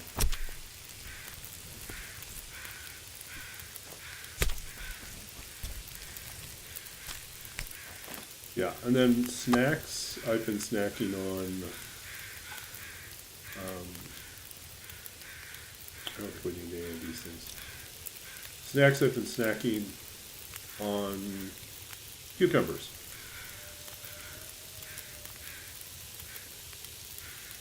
Yeah, I also make a Japanese curry, sometimes with meat and sometimes just with sweet potato as the meat replacement. And that's pretty good. I would say it's really good, actually.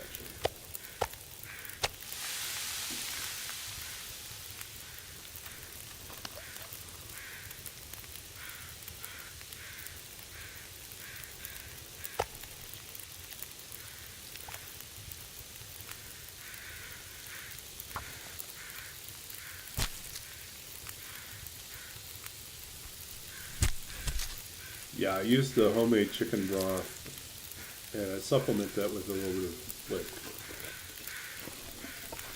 yeah. It's a good soup base. It's good for a few other things.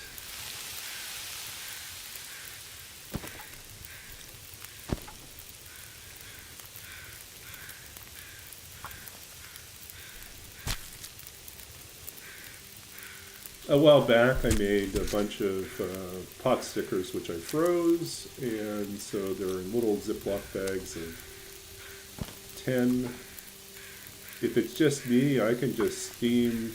I'm now steaming them as opposed to pan frying them. As much as I love pan fried pot stickers, I'm steaming them in the rice cooker instead. Be a little bit healthier.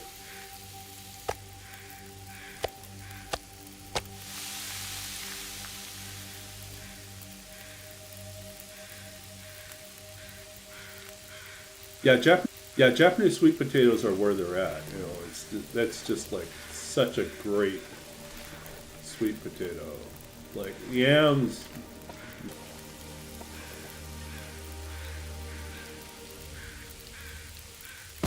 Day.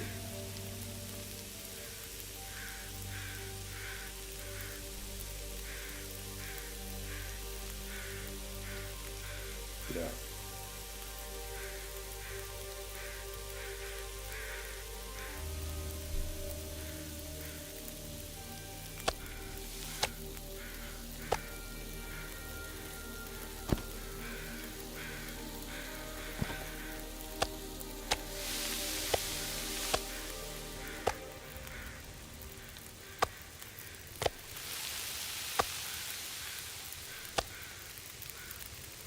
And now you're hungry, yeah.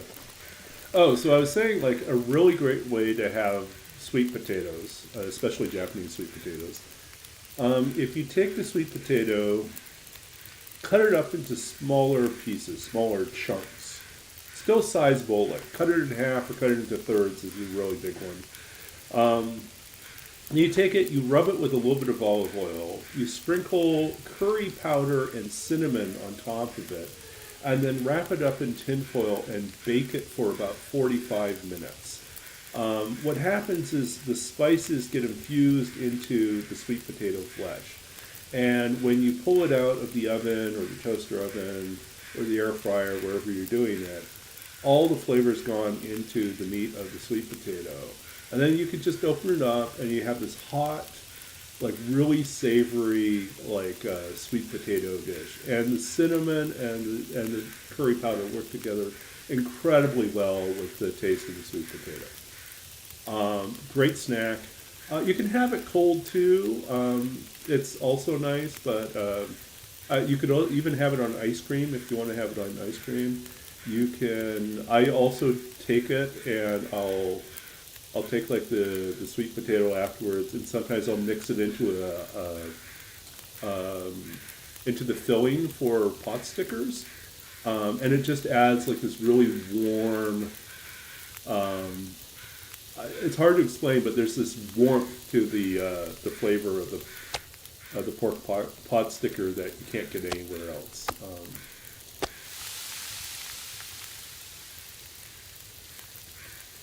Yeah.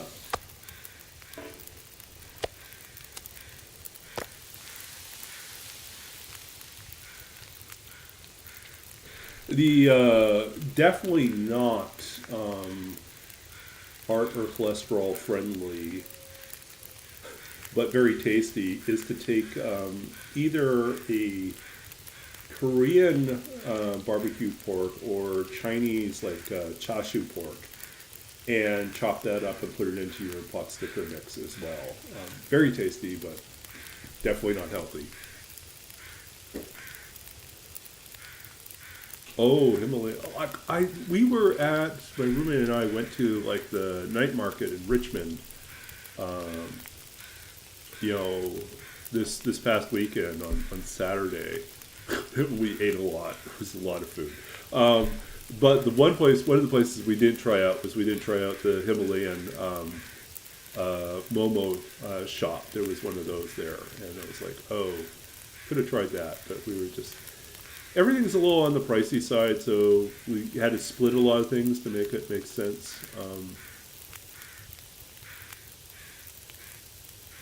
Oh, interesting. Okay.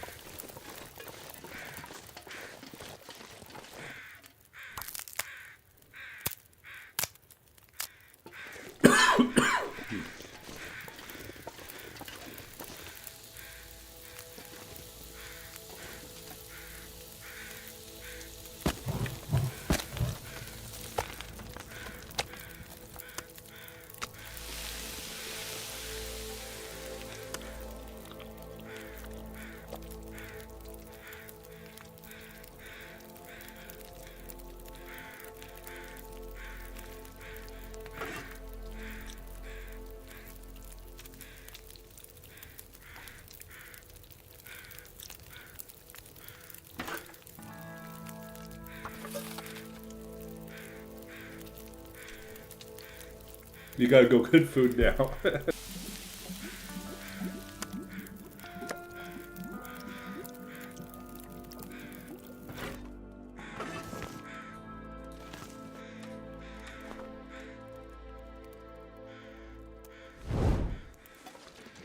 Let's see, did the crows bless us with more feathers? No, they did not.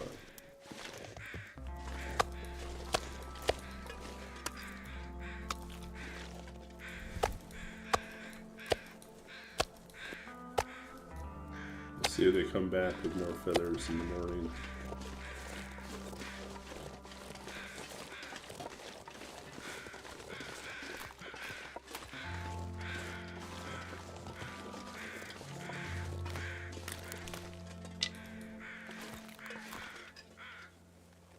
You just grabbed a bag of Halloween kisses. Yep.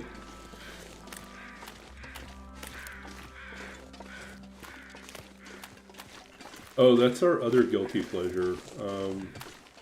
My roommate and I both really love Chinese pastries, treats. So we live just one train stop away from the TNT, which is like the big Chinese Asian grocery store,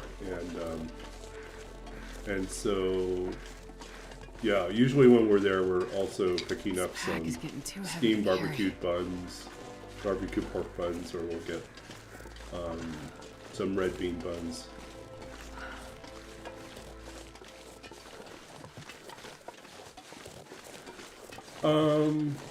I don't mind the egg tarts, but my roommate's not really a fan of the egg tarts, so. We did do the mooncakes, also, they were not a fan of the mooncakes. Too salty. We tried.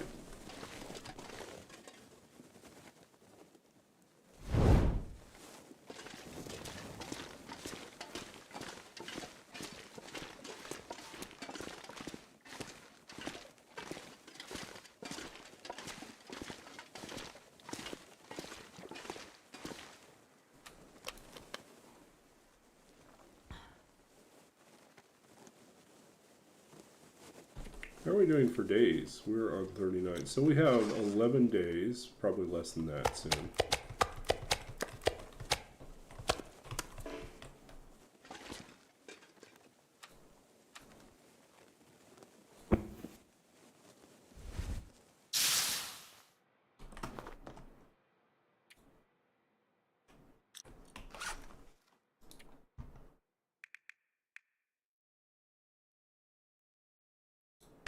Oh, these are terrible torches.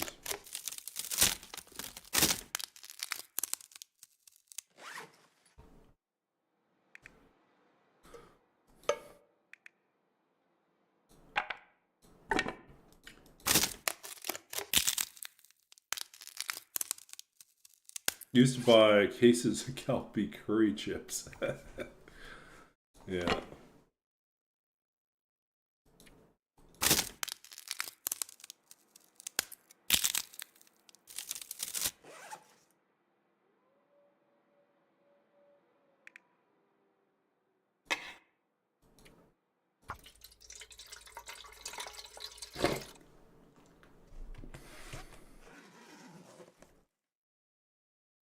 I keep meaning to introduce my roommate to the joys of Tim Tams and hot chocolate, which we'll have to remember to do. The weather's starting to change, so we'll have more excuses to drink hot chocolate.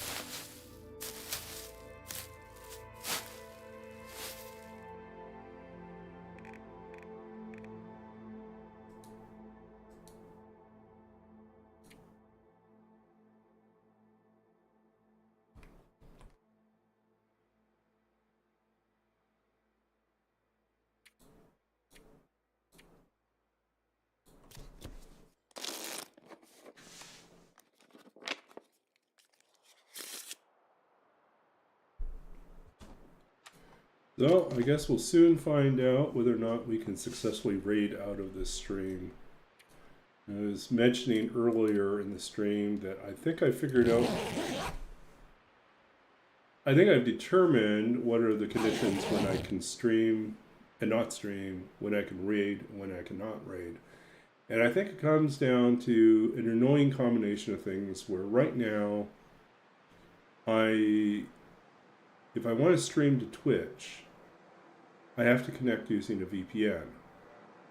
Because for some reason, I suspect my service provider, internet service provider, is throttling uploads that go directly to Twitch that are identifiable. But doesn't do the same thing to YouTube. Go figure. So using the VPN bypasses that and ensures I can actually upload to Twitch. But when I'm streaming using a VPN, Twitch won't let me change stream info and won't let me raid to other streams. So something is broken somewhere. And there's a few different options. One, it really is the internet service provider. Two, there's something broken with the plugin that I'm using to multi-stream. Or three, there's another plugin somewhere in the system that is also broken. That is causing this weird interaction that causes it not to work properly. Yeah. So like right now I can stream because I'm using a VPN. I just can't raid. But if I choose not to use a VPN, then I can only stream to YouTube.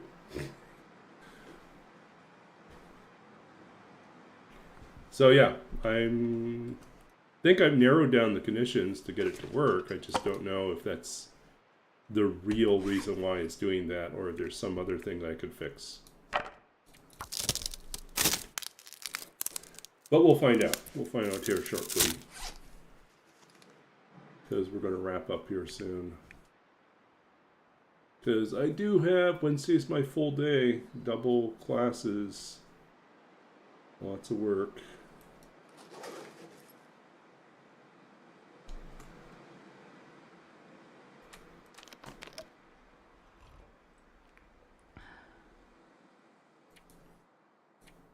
Okay, so we are officially on day 40. 10 days left.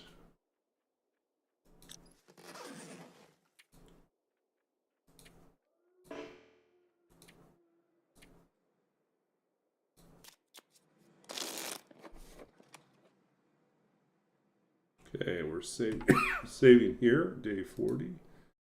Let us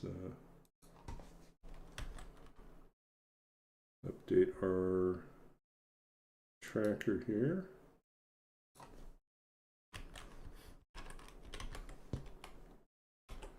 We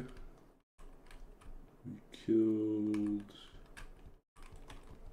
a deer. We killed 2 more rabbits. We've killed actually a lot of rabbits. I think it's probably 4 rabbits, right? At least 4 rabbits, maybe 6 rabbits. Rabbits. 16 rabbits. We've killed 16 rabbits. See? I knew we killed a lot of rabbits.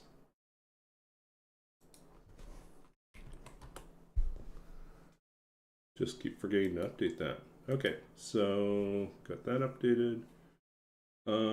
We save. Let's figure out. Oh, let's read a poem.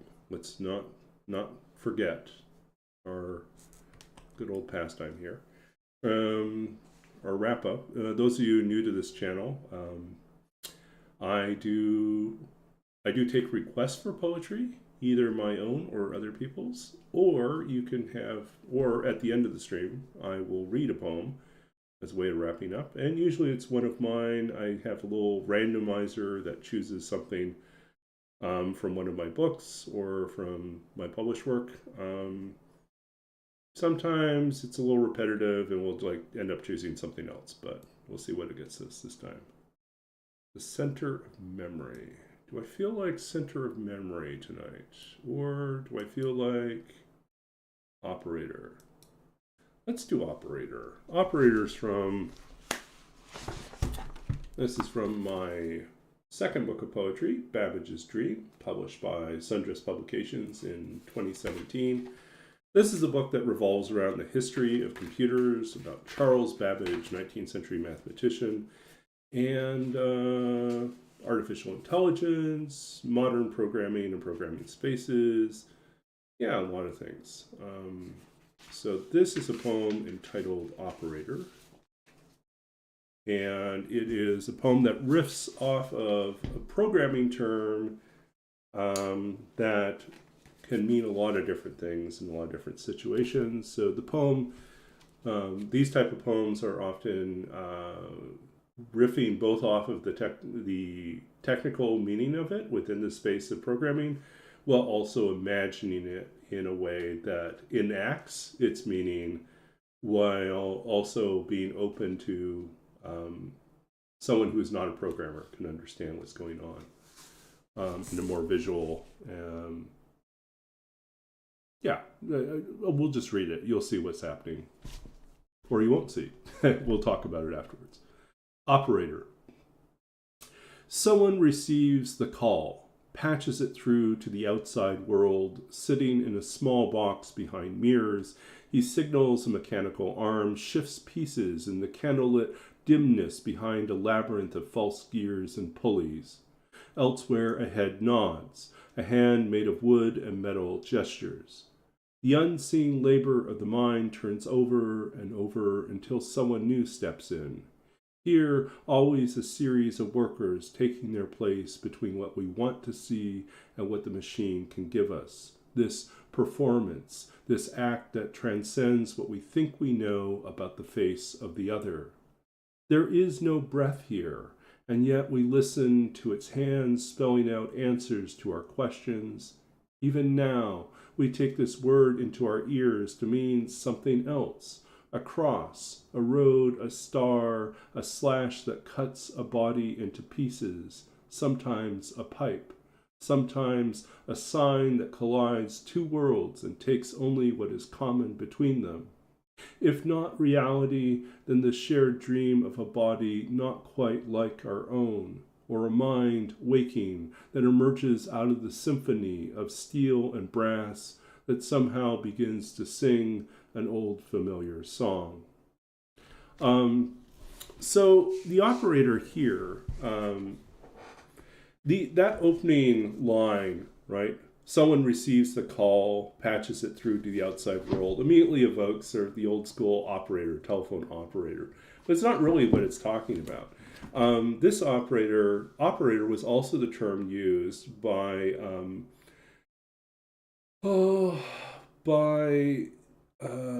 what's his name? I'm blanking out. I should know this. This is part of my dissertation.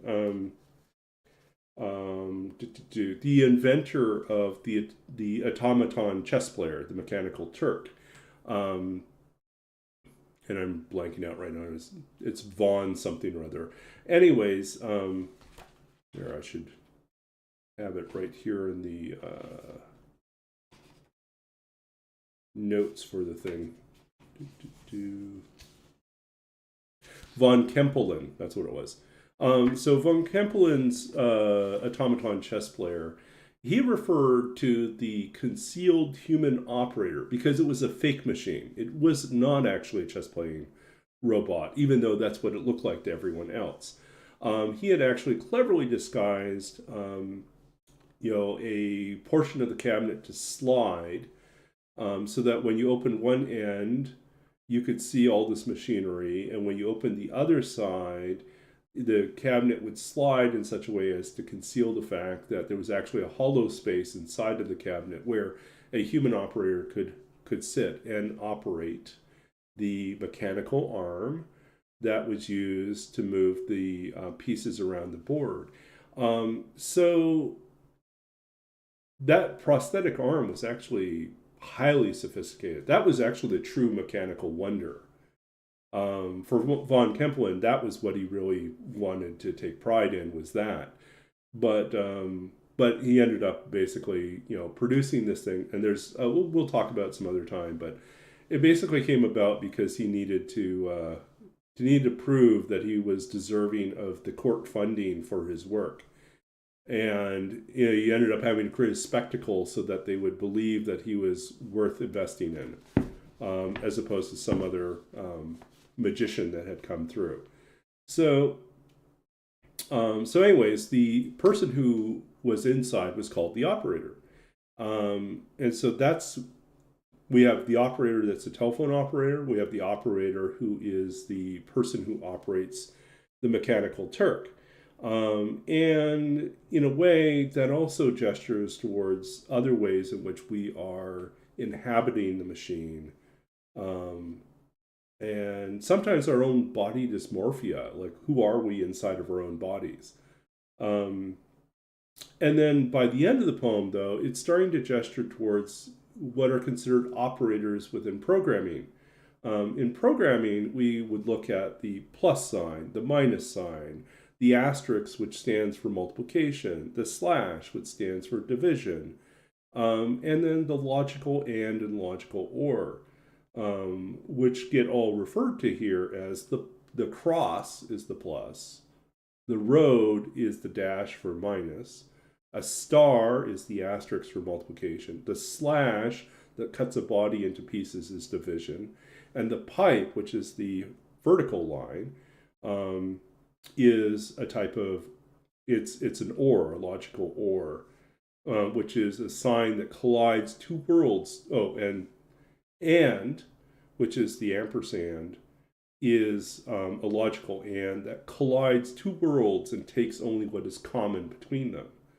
And so, but the reference to the pipe is both a reference to the typographic pipe, the vertical line pipe, but actually calls back to the mechanical Turk, because he was actually presented with a literal pipe that he was smoking before the game started. So there's a way it circles back on itself. And, and it is kind of a meditation about like when we see ourselves mirrored in the machine and are kind of confronted with the question of who are we in relation to this? Is this us, or are we different from this thing? So yeah. So anyways, that's operator. Behind the scenes operator. As a side note, there's a rather miraculous, amazing story about operators that's in my family. When my father, so this is many, many years ago when I was very young, we were living in Saudi Arabia. My father was teaching English second language in the universities there. And he got word that his mother was very ill and on her deathbed. And so he was trying to call from Saudi Arabia back to Canada to get in touch, to be able to have at least that final, conversation on the phone. If not with her, then with like the family members. But back then, international calls were challenging to patch through. And so he was desperately trying to connect. And his sister was desperately trying to connect to him. And somewhere in the middle, an operator patched the two of them together. Even though they were calling each other, an operator patched them together. That's pretty amazing. That's really kind of wild. Across the world, and just someone knew these two people were trying to connect and patch them together. So operators are kind of like,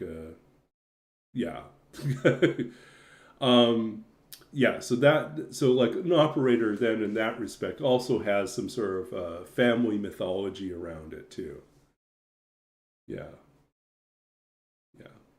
So yeah, I love stuff like that. I mean, it makes me want to write, right? You feel like you have to write stories about that. You have to write poetry about stuff like that. And it makes you very humbled too, to think that,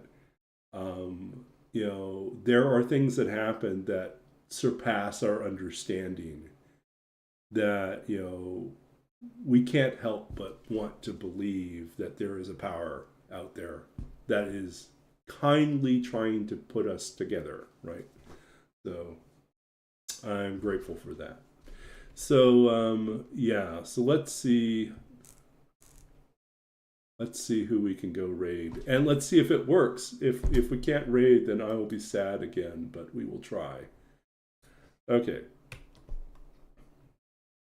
let's see.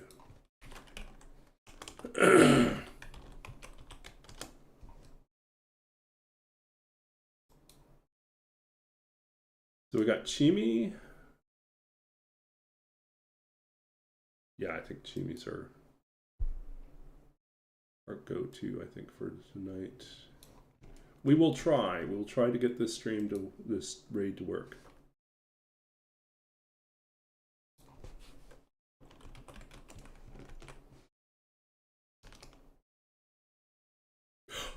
The raid's working. Woohoo! It's letting us raid. So I think I will have to keep up using the VPN to bypass the problem with the internet service provider.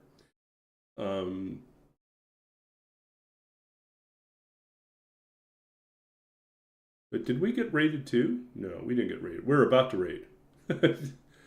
Okay, thank you all for hanging out with me. We'll be back again Thursday night. See you then. More poetry, more fun, more good news, hopefully. Until then, all the best to you, and we'll see you again soon.